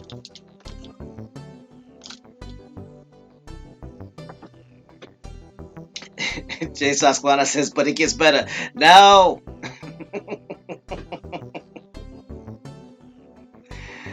I'm sorry I had to do that. So let me see if I got this right. The Mormons are your Finn Vikings, and the slaves were the Dub Vikings or the Slavs. He says, now look at the Black Dutch again. Damn. Just listen to the name.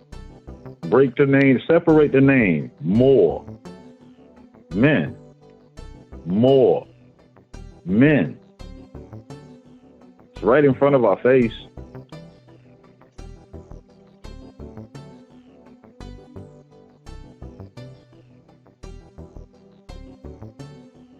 Ooh. Don't look at the Mormons how they look today. Remember, we're back in what? 1500s? Doing the part where they were cleansing people out? So the Mormon were the swarthy men. They were the Dubs. They were the Dubs, and those Vikings were the Finns.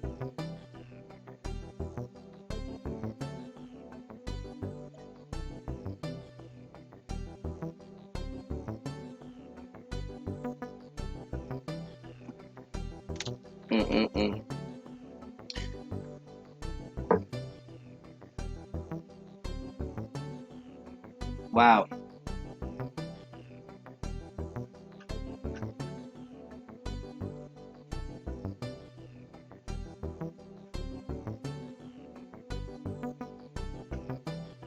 Dudovic says they hijacked the narrative.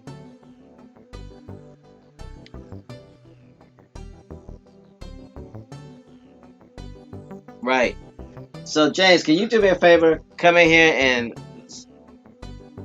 clarify that part, because I got it. I think I got it, but I don't got it. If that makes sense. So, Bones, if you can clarify it, help me a little bit.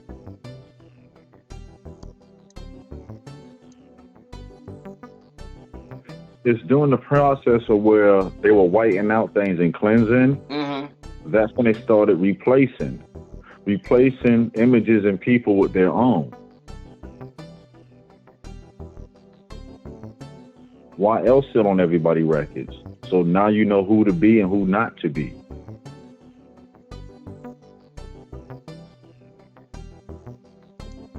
Yeah, some of the people in the chat are lost. So, because when you say Mormon, are you saying they... Hold on.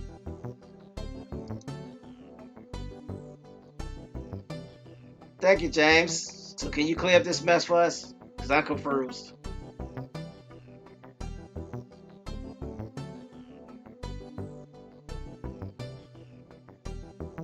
Uh-oh.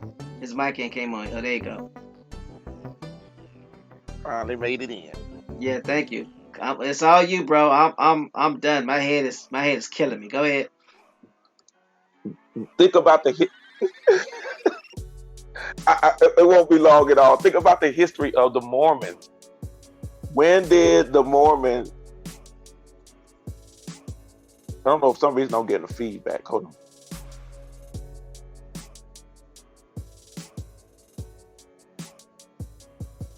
Okay, sorry. I forgot when I called in. You got to turn your radio down. Think about the history of the Mormons. When did they take place? When Joseph Smith found those plates written in Paleo-Hebrew, aka Ladino. Mm-hmm.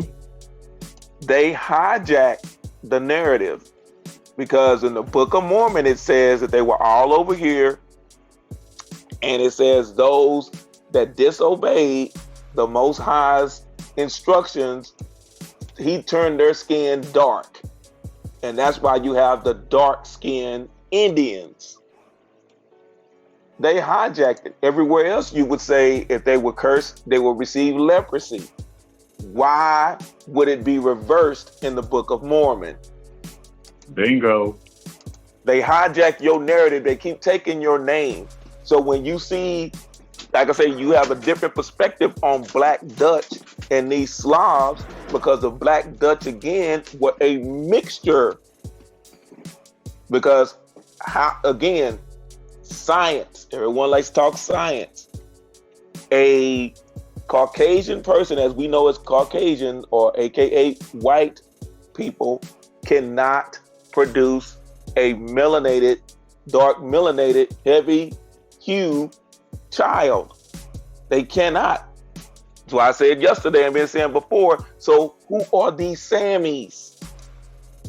You at the far north, right? So these Samis that they talk about that lived in all of these lands, these Dubs became known as the Dubs, kept getting pushed further and further south. Remember, what we know as the British Isles, England was controlled, your monarchy was what they would call Moors, or quote unquote Moors today.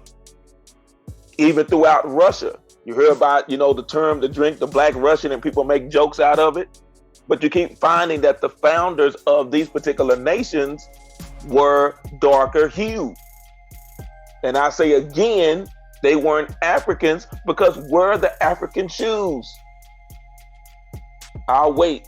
I'm gonna let that sink in for just a moment, because everyone keeps attributing these darker skinned Moors to being Africans that came up out of Africa. But where are the shoes? Where's the African clothing? But we know, again, that in the Americas, you had your first tennis shoes, as we call them today, because they were made out of rubber. We also know about the moccasins. Someone tell me what the ancient African shoe was called. Still waiting. Crickets. Okay, all right, now let's go. They didn't have shoes until the British gave them flip-flops. There you go. And they still giving them flip-flops today. Now, with headbands on their hair with a button-up shirt. Okay, I'm gonna leave that alone. But you'll see how all of this is coming together, and it was the cleansing. So you get the Huguenots are a double mixture. That's why you have some Huguenots that have straight hair and more Caucasian features, and then you have some Huguenots with kinky hair, curly hair, frizzy hair, and you have some Huguenots with more melanated skin, with thinner hair. So you have these are the feedback of the combinations of these different groups when you keep having babies with a certain group. So now you got the Huguenots, which are now pushed to the southern coast of Europe and into North Africa, which is why, again, you have your Islamic languages and people along the northern tip of Africa. They don't go into sub-Saharan Africa, which lets you know that Islam did not come out of Africa. I know I'm gonna make some of my people that are out of the Nation of Islam upset, but Islam did not originate in Africa. It did not. So you're looking at these same people again. That's why I say again, look at these Turks that are still carrying on some of the cultures with the crescent moon and the star, your Eastern Star. You got hijacked again. They keep taking your name. They taking our names and plugging themselves in. That's why you keep asking, who are these people? Who are these people? Who are these people? Nobody knows who they are. Everybody else can trace themselves back, but a particular group of people. And they'll tell you that they are you and you came from Africa. And that's why I keep saying again. Go ahead, Brother Bones. Go ahead. I'm sorry. No, just going to say you're correct. Islam didn't get to North Africa until the Muslims at the time got ran out of Mecca and Medina. They got pushed into Ethiopia, and that's why you have a strong influence of Islam in Northern Africa, because that's where they got pushed to. Then later on, they came out of Africa and went back to Saudi Arabia. Exactly. Islam came from the north and got pushed south into Africa. It didn't come the other way. So that's for all of my Pan-Africanists and those that say that they know Africa, and they'll tell you that it didn't start there.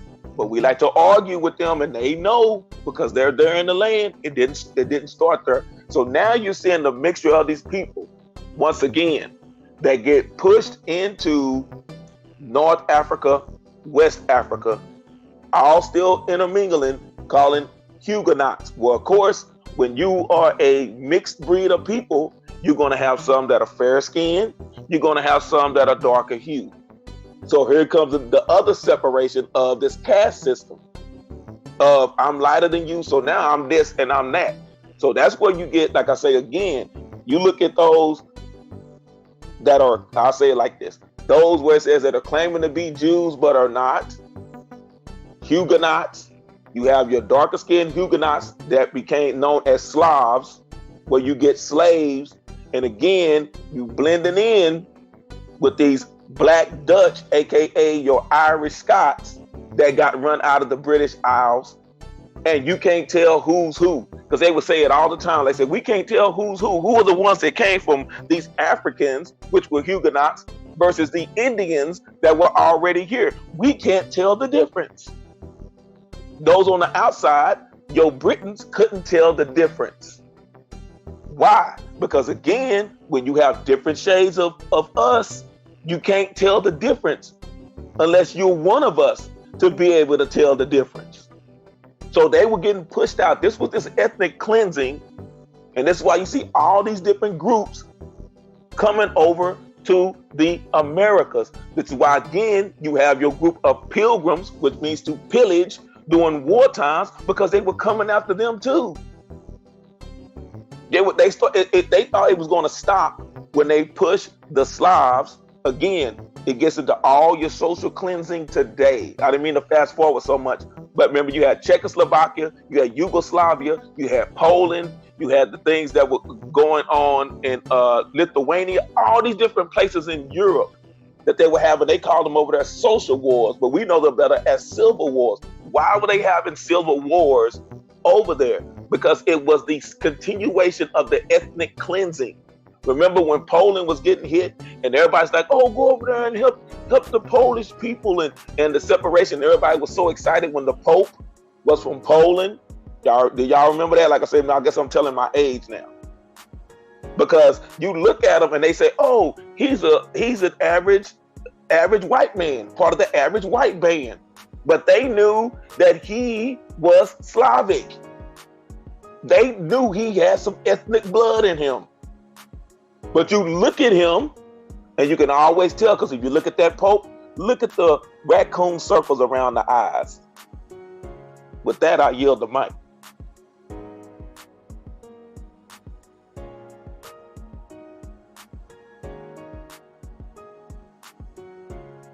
It's getting deep.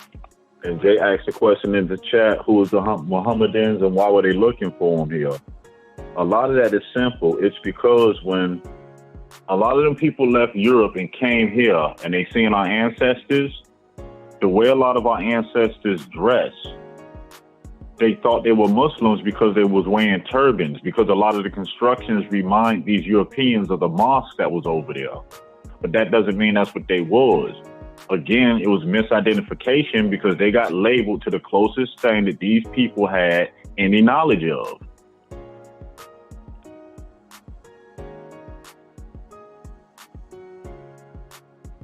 That when these Europeans came over here and they seen our ancestors were wearing turbans, a lot of the same garments that you would see in the Middle East. So when these Europeans seen our ancestors, that's why they deemed them as that. because that was the closest thing that they could relate them to. A lot of the constructions that they seen over here, they related the constructions to mosque. What was it? There was over 400 structures when they came, built in Texas, that resembled mosque. Not saying that that's what they were, but that was the closest construction that they was able to relate it to. When they came here, they related everything back to Islam because that's what was going on over there in Europe at the time.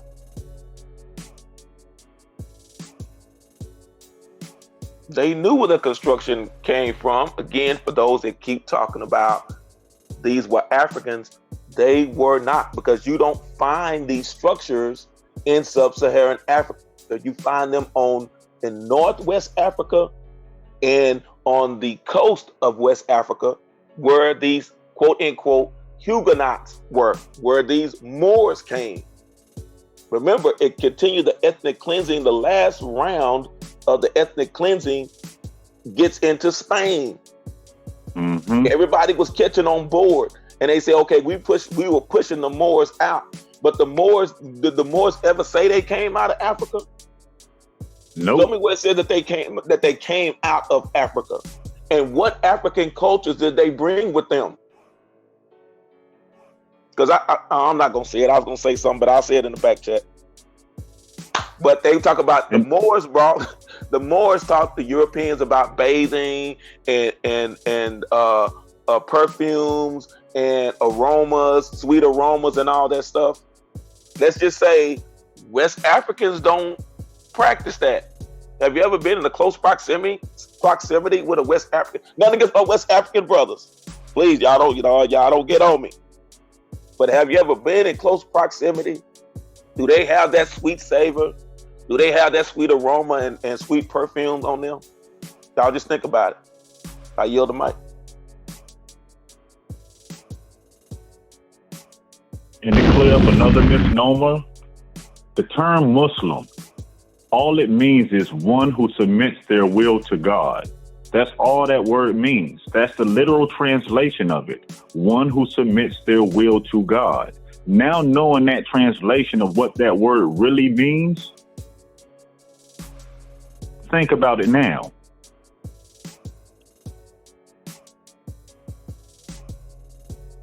And you go back and you look at all the Nuwak languages, or some people may say today Nuwado languages, and you will see L and all over Texas. Why I said Texas was the last stand between the Maya and or the unification of the Azteca, because the Azteca was a split of two different group of people too, but that's another subject for another time. Your Maya and your true Azteca, Texas was the last stand. That's why they found all these different structures that are similar to the structures that were in Europe, but the structures that were over here are older. That's why it goes back again to the Marine fight song, from the halls of Montezuma to the shores of Tripoli. It doesn't say from the shores of Tripoli to the halls of Montezuma. Why does it not say that? The starting point was here. It was there. Thank you, Issa. I yield the mic. I think America is coming to ask that in the chat.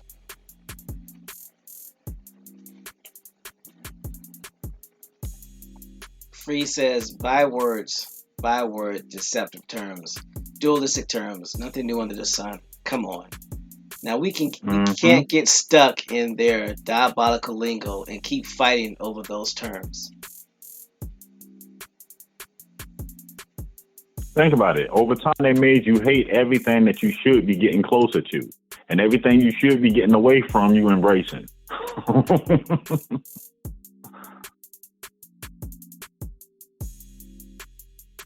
So the Slavs are actually the dubbed Vikings, basically speaking. Yes, sir. That's why I said when you get those dubs, then you coming over here. That's why they took the term Black Dutch dub. That's why I was always teasing about the double Dutch bus coming down the street. Because you're getting over here, and all they were doing were reuniting with their I don't know, because they weren't lost. They knew who they were. Distant cousins. These were the same folk. We had already gone over to Europe. Some of us stayed and had babies, and those babies had babies. Well, who you gonna have babies with? You're only gonna have babies with those in the land. They wasn't coming back over to the Americas to procreate. Some of them stayed over there.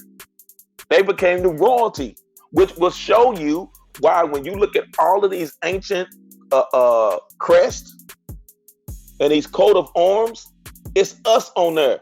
I'm sorry, but these are not Africans. They're not West Africans. Look at the froze.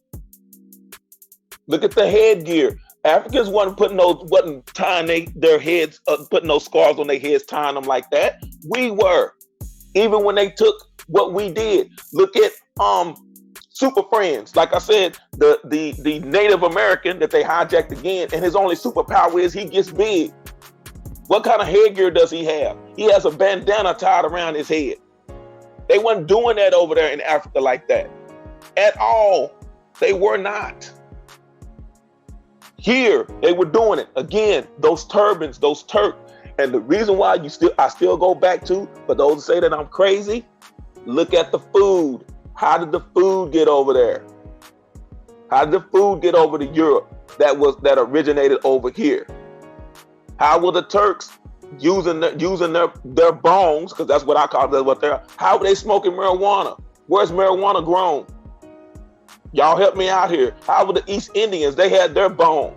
Y'all call them hookah lounges today. What were they smoking in there? Where'd they get the tobacco from to be smoking? And this was long before the so-called Christopher Colombo discovered America. I yield the mic. So, quick question, James Bones. So the turbans that our ancestors wore, they wore those wherever they went. So is it safe to say that some of those Turkish, who were actually family members, were just taking on the garb of their kindred brothers and sisters, which is the reason why some of it looks so similar? Or am I stretching it? That's why it's not only similar, it's exactly the same. That's why they have on there, even when they wear their garb, it is the crescent moon and the eastern star. Ishtar. Get back to your Easter egg, which is why the Germans that are now part of the, remember Austria-Hungary, when we get to that portion in history, the Austria-Hungary Empire was just a piece of the pie of those Vikings once again. Because that was all part of the same thing. That's why Austria says they are from the East. They're trying to claim you. Because again, those Samis. Now you're going to find the reason about Sambo. Because Sambo was an African. That's not an African term. Sambo started where? In India. Pakistan. Your Bengal tiger, aka Sambo. Now we're gonna start getting to where the rubber meets the road. These Samis are a mixture. Your Semites. Semicircle. I yield the mic. Sammy. Oh. Woo, equipment check. We ain't been split like 4 different times. I done upgraded my helmet every time, and each time they get cracked. Thanks, Bones. Thanks, Do Division. Thanks, chat. Anyway. Gotta make sure that helmet is NFL certified. Because I'm telling you, you're gonna end up like those West Africans that said that they went into Europe. Remember Antonio Brown? He's got a bad helmet and he got a frostbite on his feet. I yield the mic.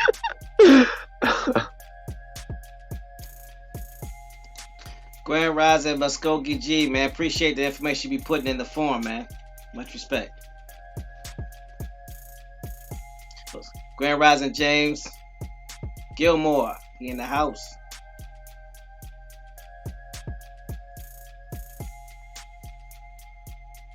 Brainstorm says our pleasure. Obviously, the chat don't understand sarcasm. Anyway, just playing. Man. Because now you got to ask those Turks, like we used to ask people back in the day, man, what are you smoking? What was in those bongs? Somebody tell me. Tobacco, marijuana.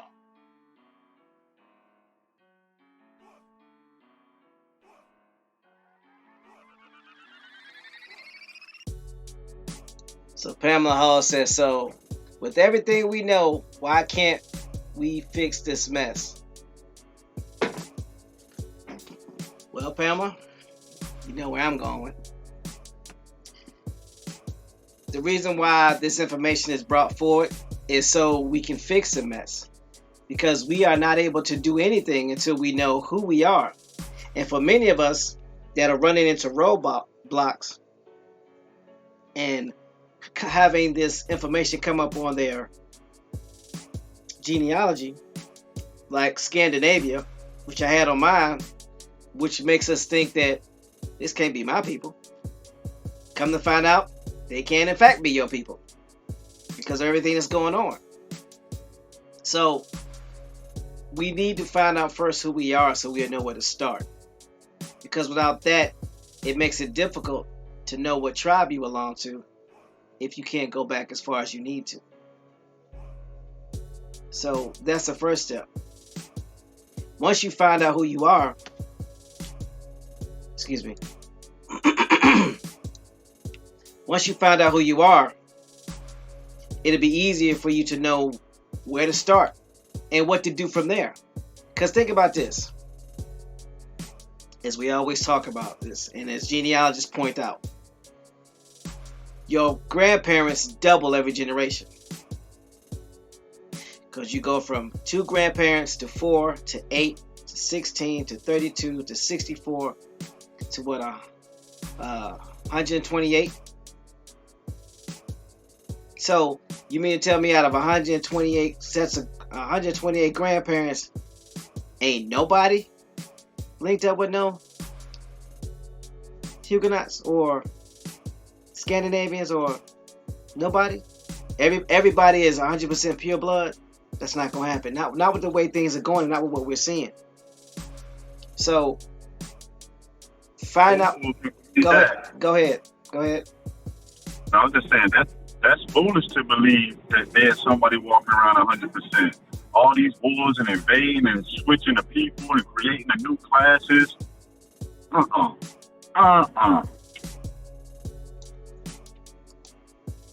Shout out to Carrie Bay. Yeah, Freya also brings up a good point. We also need to know where we went wrong. We got off cold. And we got to ensure that this doesn't happen again. Because if we continue to do what we've been doing, we will get the results that we've always gotten. Right now, the United States is going through a whitewashing. The goal is to get as many of us dubs out of here and send us over to Africa to help colonize Ghana. And who are they bringing over here? The Latinos. Nothing against them. Because if I lived over where they lived at, I want to be here too. And then we got to go back. Go ahead, Bounce. We got to go back to what their statement was. Kill the Indian, save the man. The first thing that we got to do is break away from this European programming that makes us pick up their lifestyle and abandon ours. That's our biggest problem. How can we sit here and expect to be successful in a system that wasn't designed for us, in a system that's designed to take us so far away from our natural state? That's our first mission, to get back on code, to find out who we truly are, so we can start back living in the ways that was ordained for us to live. Because see, we can't be living on this crooked foundation, wondering when we're going to get our shot to get our chance back. So we got to fix this and rebuild this foundation right. We know the foundation wrong, so why are we still using it? I'm done.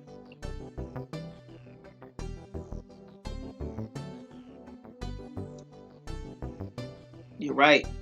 And what that means is walking right back through the door that our ancestors either walked out, were escorted out, or got kicked out. Everything for us is right here. We have everything we need. We're just not choosing to use it. Why?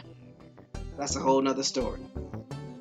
But if we has as much love for our brothers and sisters as these Finns and albinos have for their brothers and sisters, nobody would be off code. Everybody would be on code, and we wouldn't be in this mess. If we traded the code for the image of an Indian, the garments, some of the lingos, but no substance.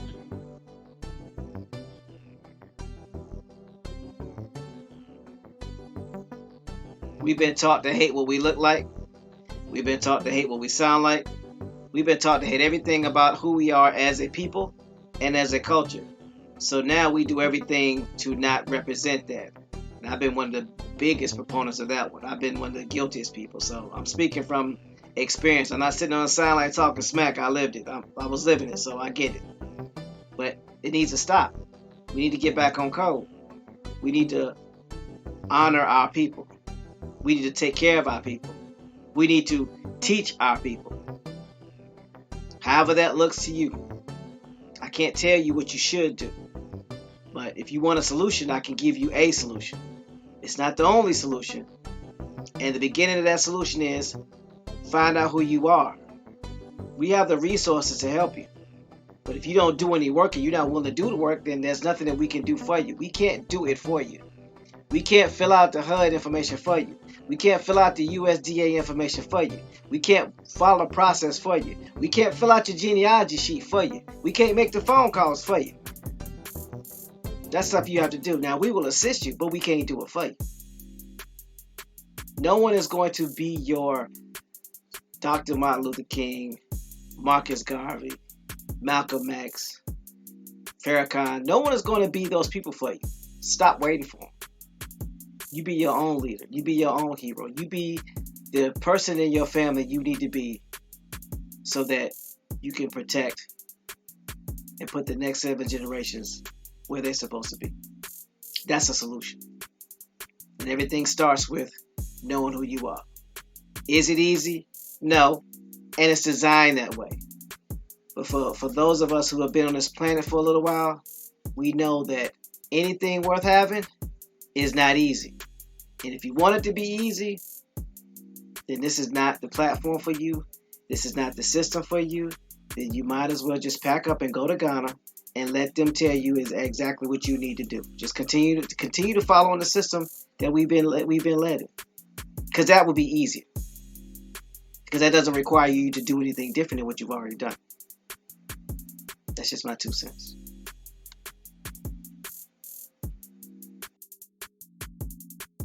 And be willing to push it.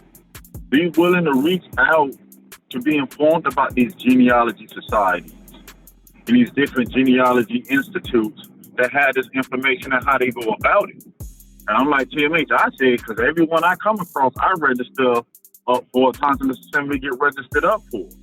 Because it's going to constantly give you information on what's changing on records, how it's changing on records, where to look, how to go about it.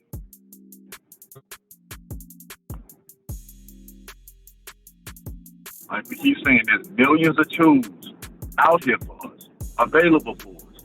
There's millions of resources out here for us. But we must use it, or it's going to go in vain, relatives. Somebody else going to pick it up again. You wonder why there's a new foreign store moving in your neighborhood that don't speak your language. This is interesting. Pamela Hall says, she asked me, did I check on Sir Captain William I Power? That's her 8th generation grandpa. She found out he was responsible for the Powhatan chief's death. Pamela Hall, welcome to the relatives of atonement. My relatives are responsible for a lot of chief's deaths. So it's a heavy burden. We got a lot of work to do. But the fact is that you know that. So when you come across someone in the Powhatan or the because they're a branch of Haudenosaunee anyway. You know. So now that you know, you won't be surprised. That's the importance of knowing your genealogy, knowing who your family is. The question is, find out what the circumstances of that death were. And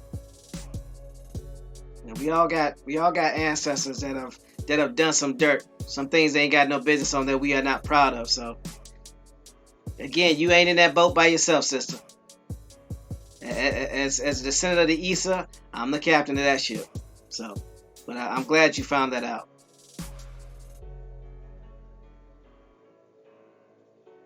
Mike Easton, all right, bro. Have a great day. Antonio says, go a little deeper on your thoughts and solutions about the system being broken from its foundation. I mean, that's simple. I mean, we know the foundation is broken. That's no ifs and buts about that. But some of the most easiest solutions is to stop killing ourselves to be a part of it. That's our biggest problem, that we are willing to be everybody else except ourselves. That we want somebody else to show value for our lives when we don't show value for our lives. We're waiting around for somebody to show our children a better day instead of us showing our children a better day. If that means every last one of us adults had to give up the luxuries that we have for our children to have, we should be willing to do it, no questions asked. See, we don't let this American lifestyle get us so lazy and so complacent that they got us pegged. We get mad, we cry for 2-3 days, then we go on back to this so-called American dream. But how is it a dream? How? You can have money, you can have cars, but you got to sell your people short. You got to sell your generation short. When did money became the number one value to why you did something? We're motivated by the dollar. It's never going to be right. Why we can't be like our ancestors and be motivated by what's right? Forget about how much it makes me, how many likes, who cool with me. What's right? And we can't expect anything to change for us when we too busy keep co-signing the wrong. Like the no more snitching in the neighborhood. Somebody did a drive-by that hurt a child. Elders on the block, house got broken into, but it's no snitching. Really? We are our biggest problems. We need to change.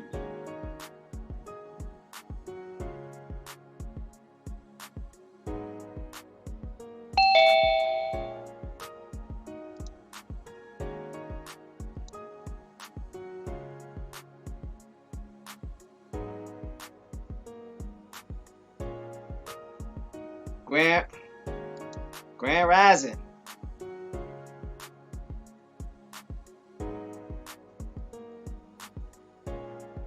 So here's the thing.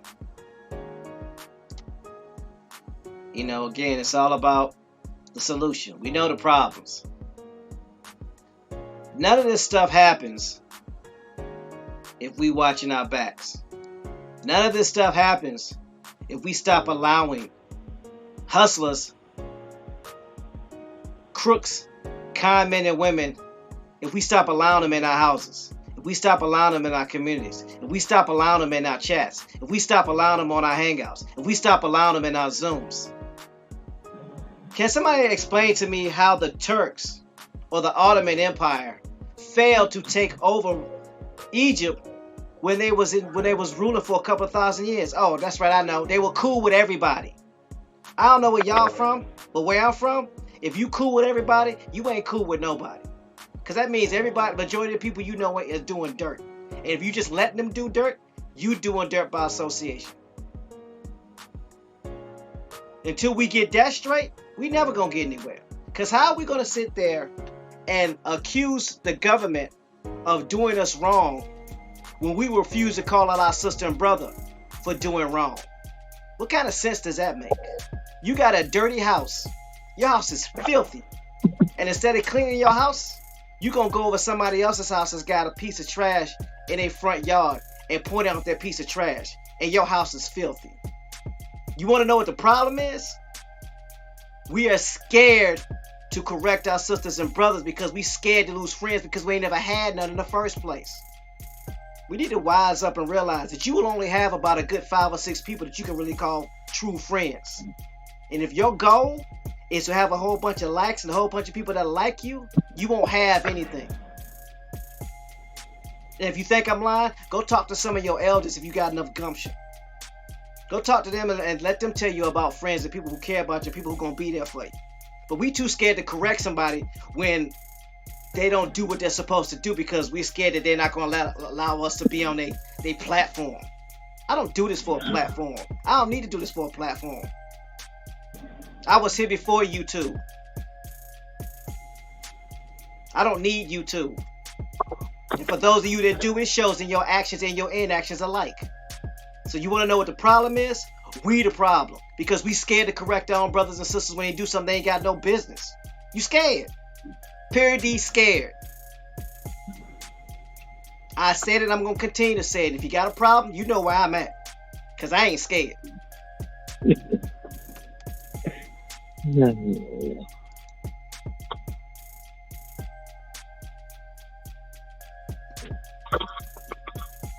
Pamela Hall says, but it's crazy because I'm part Pamunkey. Well, Pamela, you didn't choose your ancestors. You didn't choose them. No, shoot. So what's going on? How's everyone feeling out there?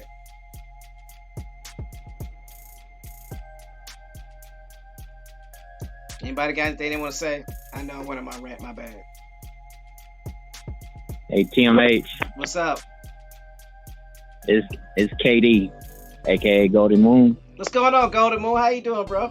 What's going on? What's going on, Golden Moon? I'm doing okay. What's up, sellout? No sellout. Don't shorten me up. Don't shorten me up. I like my height. Yeah, no, sorry about that, bro. You good. Yeah, I was just being on the chat, doing a little study and doing a little history of my own people. Problem is like TMH is like a lot of people scared. I use fear for like a measuring stick. It keeps me on point.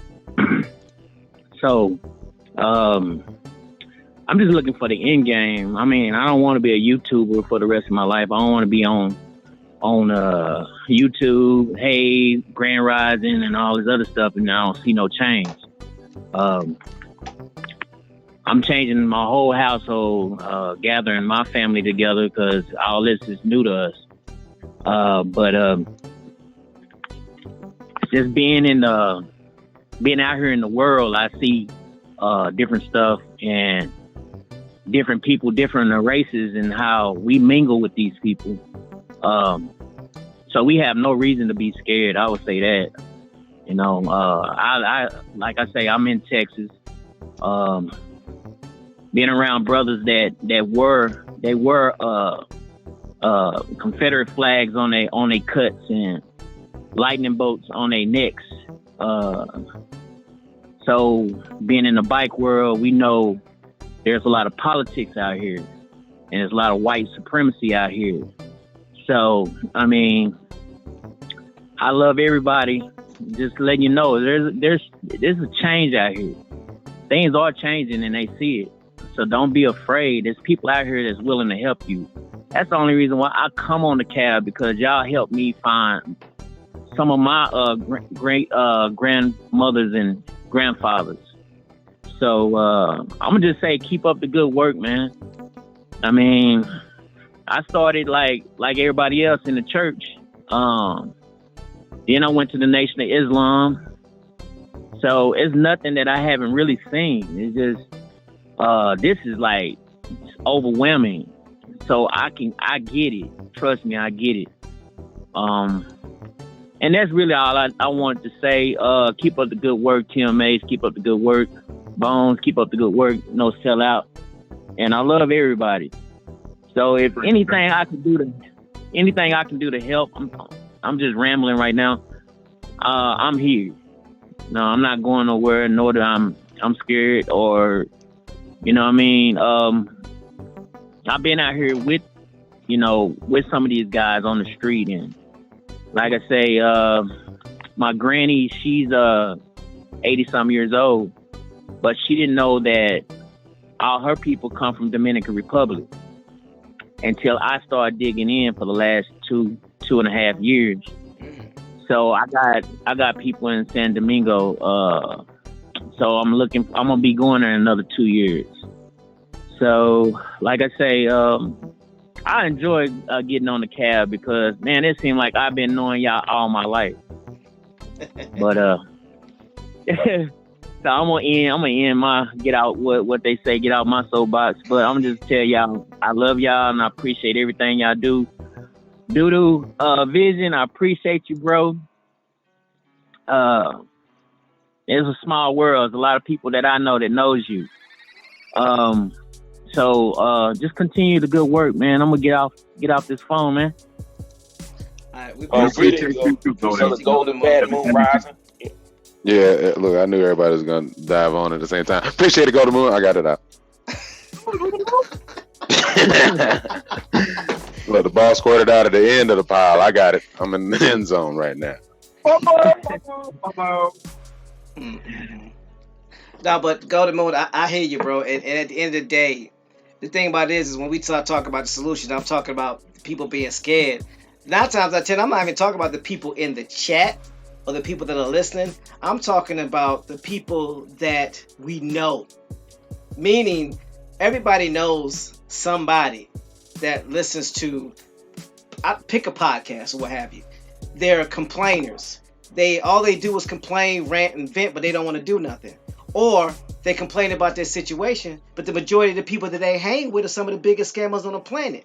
They quick to call out something that somebody else is doing, but they scared to talk to the person right next to them that's doing dirt, hurting our community. So my question is, how you gonna be Billy Bad Butt, but you scared to talk to your boy? So obviously you ain't as bad as you claim you are. So don't be bigging up your chest. Go ahead. Quick question. Can I use this moment go ahead, to give a scenario on how this works? Yeah, go ahead. How to put this to work? Yeah, go ahead. All right. Everyone who's watching the show, they've been watching this over the last 8-9 months, know that we drop a lot of USDA and HUD Section 3 programs, that we talk about 501c. But do y'all know this information that we're bringing to the forefront, that there's enough of us with skill sets that all it takes is us activating and using these programs together to rebuild our American Indian neighborhoods? Why do you think from day one, the Continental Assembly is a nonprofit organization to make it possible so we can access these funds? But again, it does no one no good if the American Indian does not rise up to access it. We can build our own neighborhoods, our own grocery stores, farms, water plants, electrical, hospital, police departments, fire departments, like you name it. Community. A full American Indian community, and it's legal. Everything we need is in these programs. And the reason why we bring it to everybody, because some of you might live in a particular area that's accessible. So let's start getting this land and start getting these areas all over. We have to have an American Indian town in every city. One of us listening in, then so be it. Let's get the work in. That's the real work. That's where that pride and joy come in, knowing that we leave an infrastructure behind. So for thousands of free grants to access to rebuild our communities. What are we waiting on? The nonprofit is here for us to access them. What are we waiting on? There's no excuses. All the excuses have been removed. Let's get to work in relatives. Solutions.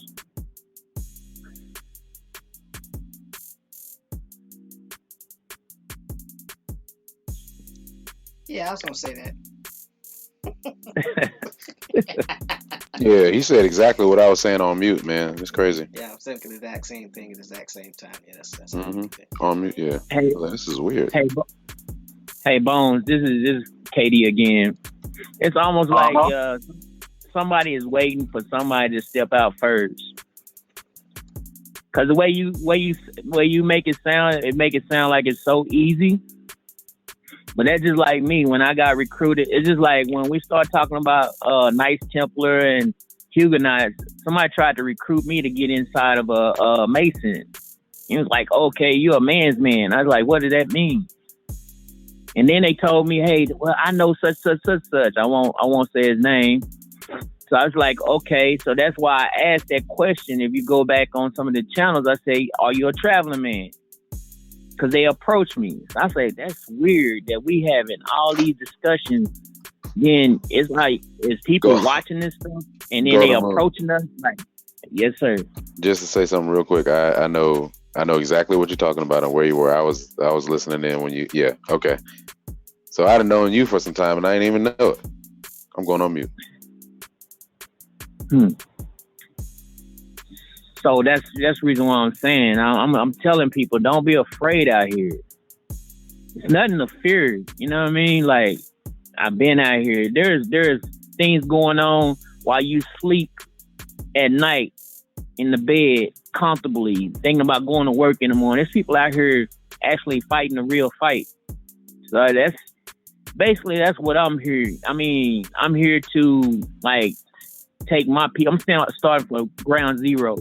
So I'm taking my family, my whole family, the Wards, the Killians, the Davis family.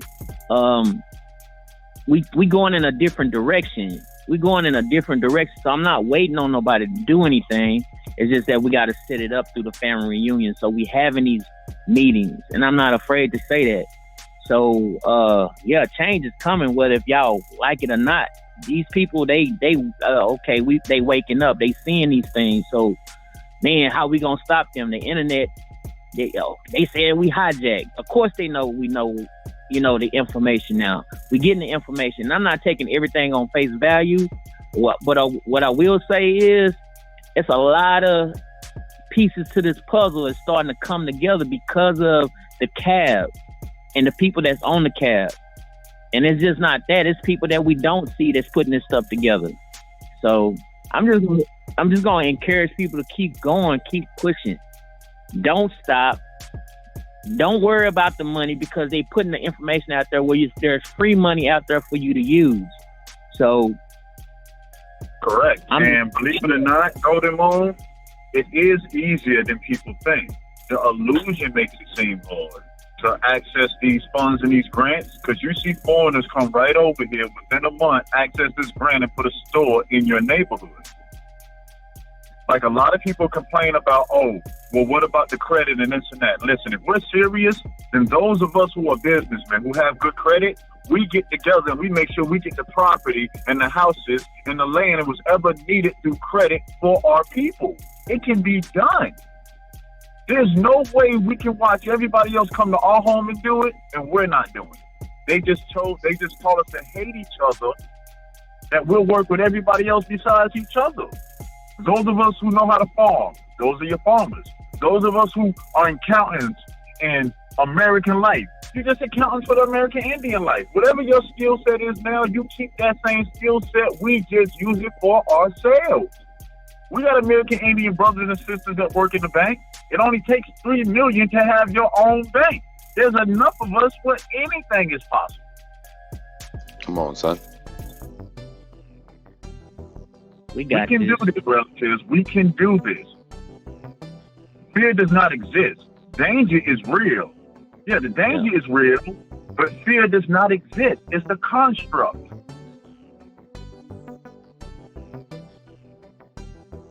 Yes, sir.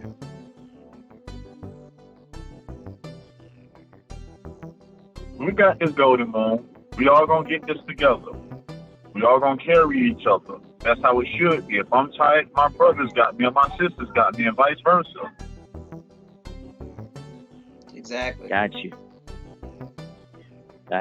Well, I'm gonna get out for here. I love y'all, and I love everybody in the chat. and say, I'm in Texas. I'm in DFW. I'm like I say, I'm around. Like I'm in Dallas. I'm in Houston. I'm in Austin. I move around a little bit. So yeah, I think you and my lady people y'all related. Davises. Went out of North Florida and Texas. Yeah. Like I said, we are the master builders because my grandfather and them, they down there in Austin right now rebuilding the Capitol. So he been doing it since 1955. So concrete and buildings, that's nothing new to us. Farmers and whatever you can think of, we can do it with our hands. So, pretty much my skill set is I train people to get their license to carry. So I won't name the company. I don't want them to get bothered. But anyway, so like I say, it's nothing that we can't do, man. It's nothing that we can't do. It's just we just gotta get out here and do it, man. And I'm not saying this, but let's not make this thing a religion. Let's make this thing like a way of life. You know, that's my facts. This is not a religion to me. This is life. This is like how I live every day. I'll be at the job or different contracts, and I'll be like telling them, "What's your nationality?" They're like, "What you are more?" I'm like, "Nah, I'm trying to figure out who you are. So I'm gonna tell you who I am." Then once I begin to explain and then start showing them paperwork on my phone, they be like, "Man, I didn't know that." Say, "Man, where you get this information?" I say, "Man, come on the cab, man." Say they put out information. Go to the National Archive building over off of campus in Fort Worth, down the street from my mom's house. Find your people, man. So basically, that's what I do every day. I ask people, "What's your nationality?" Okay, who are you? So Golden Moon, you just nominate yourself to be one of our community spotlights. Just want to put that out there, so you know. We will be hitting you up. Yeah, so the word is being spread out throughout Texas. So we gearing up. All my homeboys, all the women that's around me, we are gearing up. So it's not like we out here not doing the work. We out here doing the work, but I want to see in not 2020, but I want to start seeing it now because I mean, we changed the bike scene. I mean, to be on the set now, everybody that's in Texas, y'all can wear Texas on y'all cut. You welcome. Our first year, like we had like 16 people to die over this stuff. And I'm not trying to advocate violence or anything like that. But some of y'all don't understand that being on the front line, it costs people their lives. It costs people their lives, and stop taking this thing to a joke. Because these people out here that understood they hijacked us, they not playing with us. They want to keep white supremacy over us.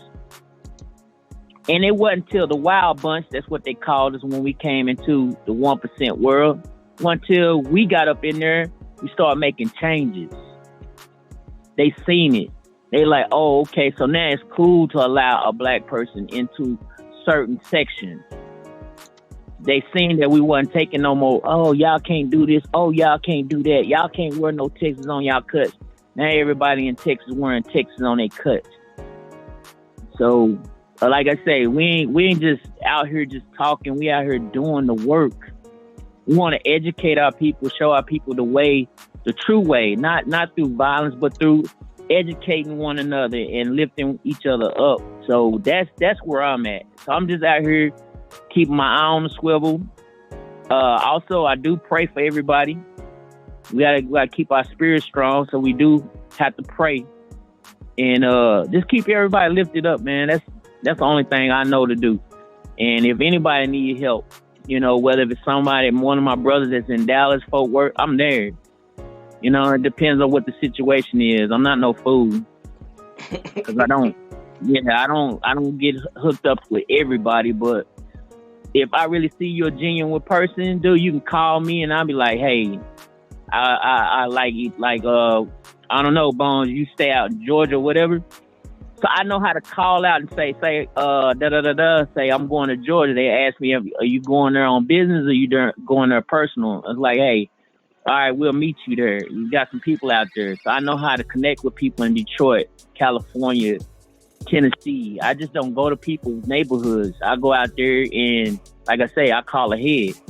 That's how we move around. So, like I say, I just want to see change. I see change on other things that's going on in the streets. I want to see other changes. I want to see how people get back to what we know is the truth, which is our people was the true indigenous people of this land. So basically, that's where I'm at. So I'm gonna stop talking and get off this phone. But I love you guys. Appreciate you, KD. Appreciate you, KD. Good looking out, man. Thanks for sharing the information. Thanks for being out there in the community doing what you do. If there's anything that we can do for you, reach out to us, man. All right, no problem. All right. All right, now. Appreciate it. All right.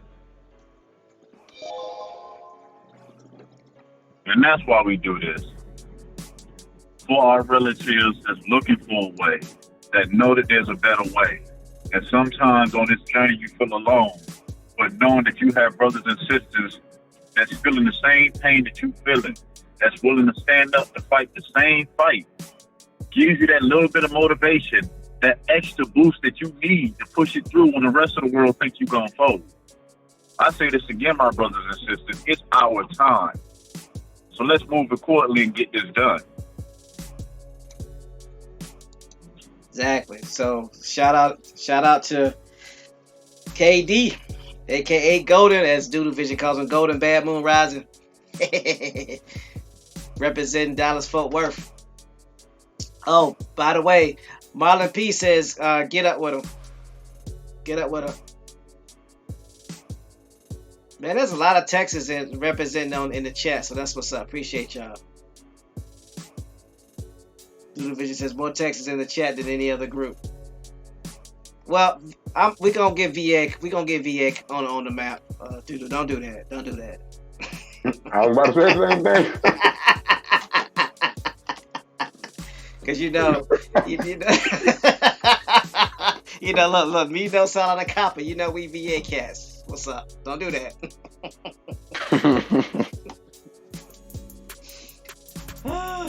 And look, we got where's she at? I know where's she at? Cause she from VA too. Pamela Hall, VA. She in VA. So come on now.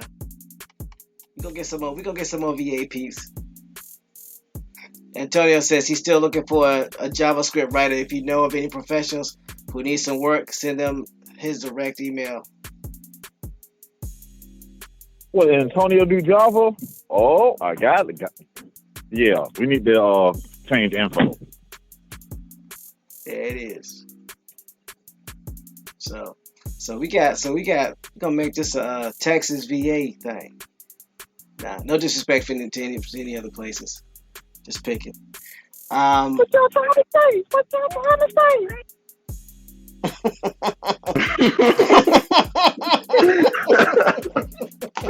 You look at a big keep up in this camp, Wichita Falls. I guarantee you, we Texas at least 2-1 over any other group up in this camp. Yes. So the Bad Moon Rising. Also, when you get an opportunity, when you go back to Funky Town, stop by Mount Gilead Baptist Church. Not on a Sunday, but during the week when anybody's there. I believe their pastor's full time.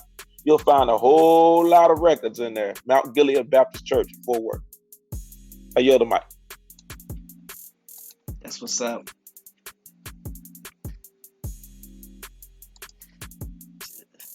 LJ Free says, Doodle sounds providential to me. Tejas was a holdout. It's now becoming fortified right before our very eyes.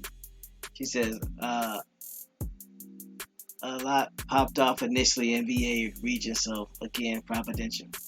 Appreciate you, Free. So, all right, let's go ahead and do our salutations so we can let these great people go out and do the work that they do in their communities. and helping. Shout out again to Golden Moon KD. Appreciate you for coming on. Appreciate you for sharing the link and subscribing. So I'm gonna we're gonna have James Flame, aka Doodle Vision, aka Choctaw Jimmy. What you got for the good people, bro? Oh man, once again, I appreciate it. Golden Bad Moon Rising, man. Like I say, and Marlon P, the mixologist, got Oak Cliff Tip, David Corey, got Big Chief. So many of us up in this camp. Copper Color, Queen. So many of us up in this camp. We need to get together soon and show them how we do it and let our powers combine like Captain Planet.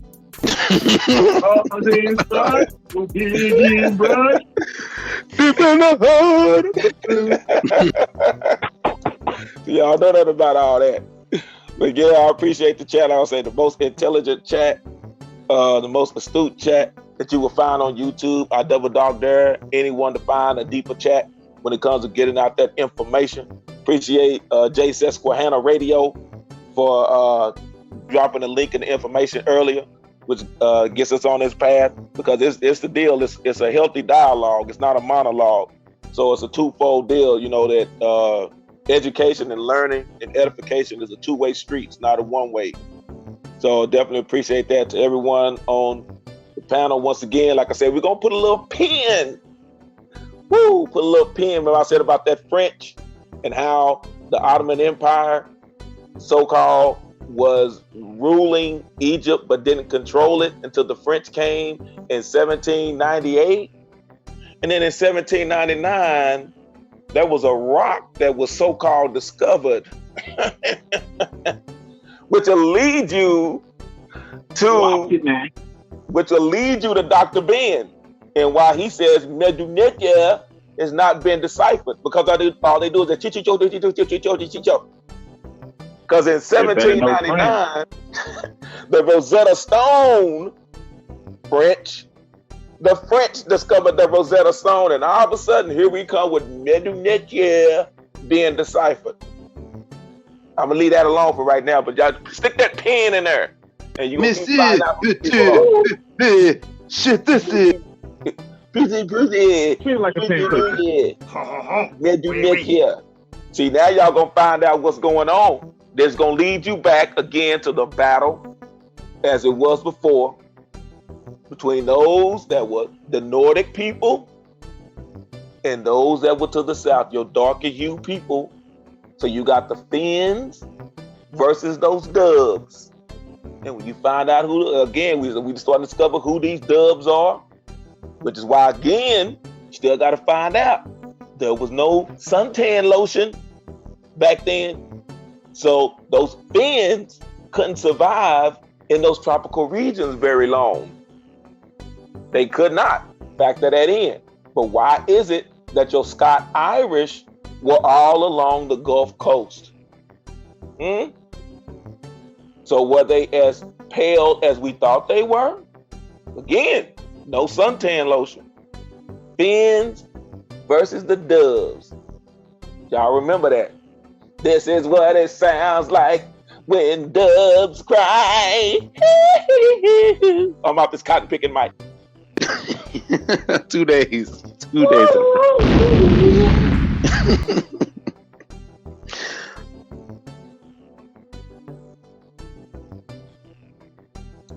This is what we doing. Thank you, James Flame. All right, though, Salah, what you got for the masses? I don't understand why you didn't say my name first.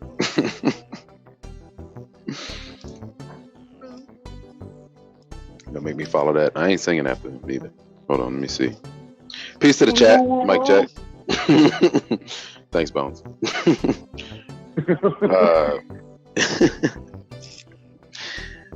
All the links are in the chat. Thanks for everybody that came out today. It feels like a Friday. If you need to contact us, our email is autochtonosassembly@gmail.com. We are on the forum 24/7. Appreciate Golden Moon for stopping through. Appreciate the panel and definitely appreciate the chat. See y'all tomorrow.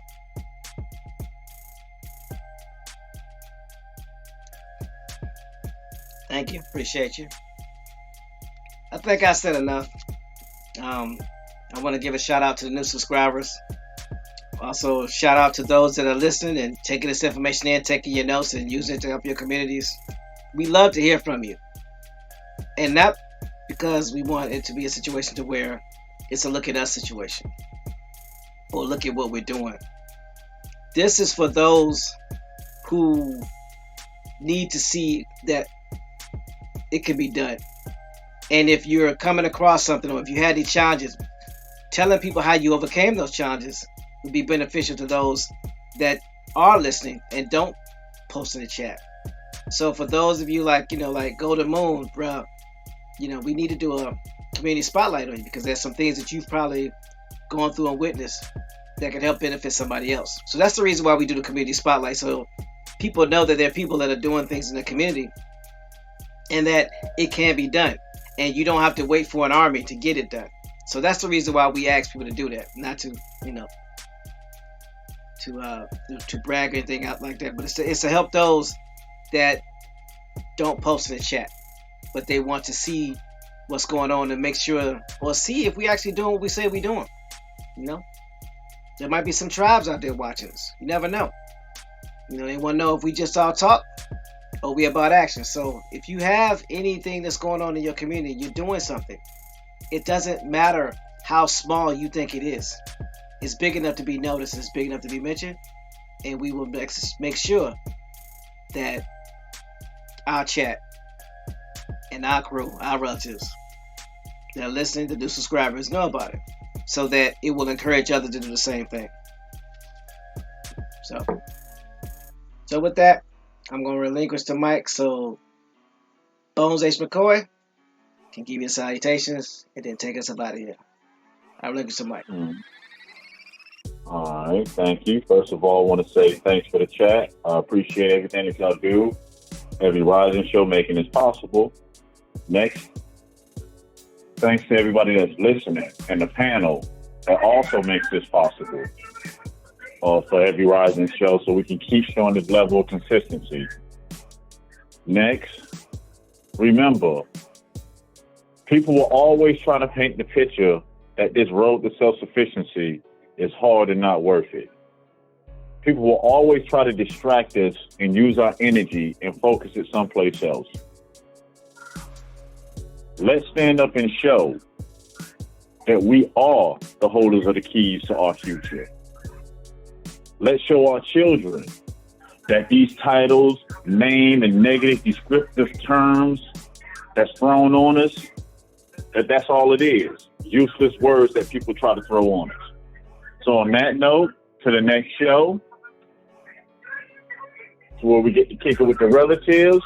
Everybody have a very, very, very blissful day. And until we link up again, peace. Peace, y'all.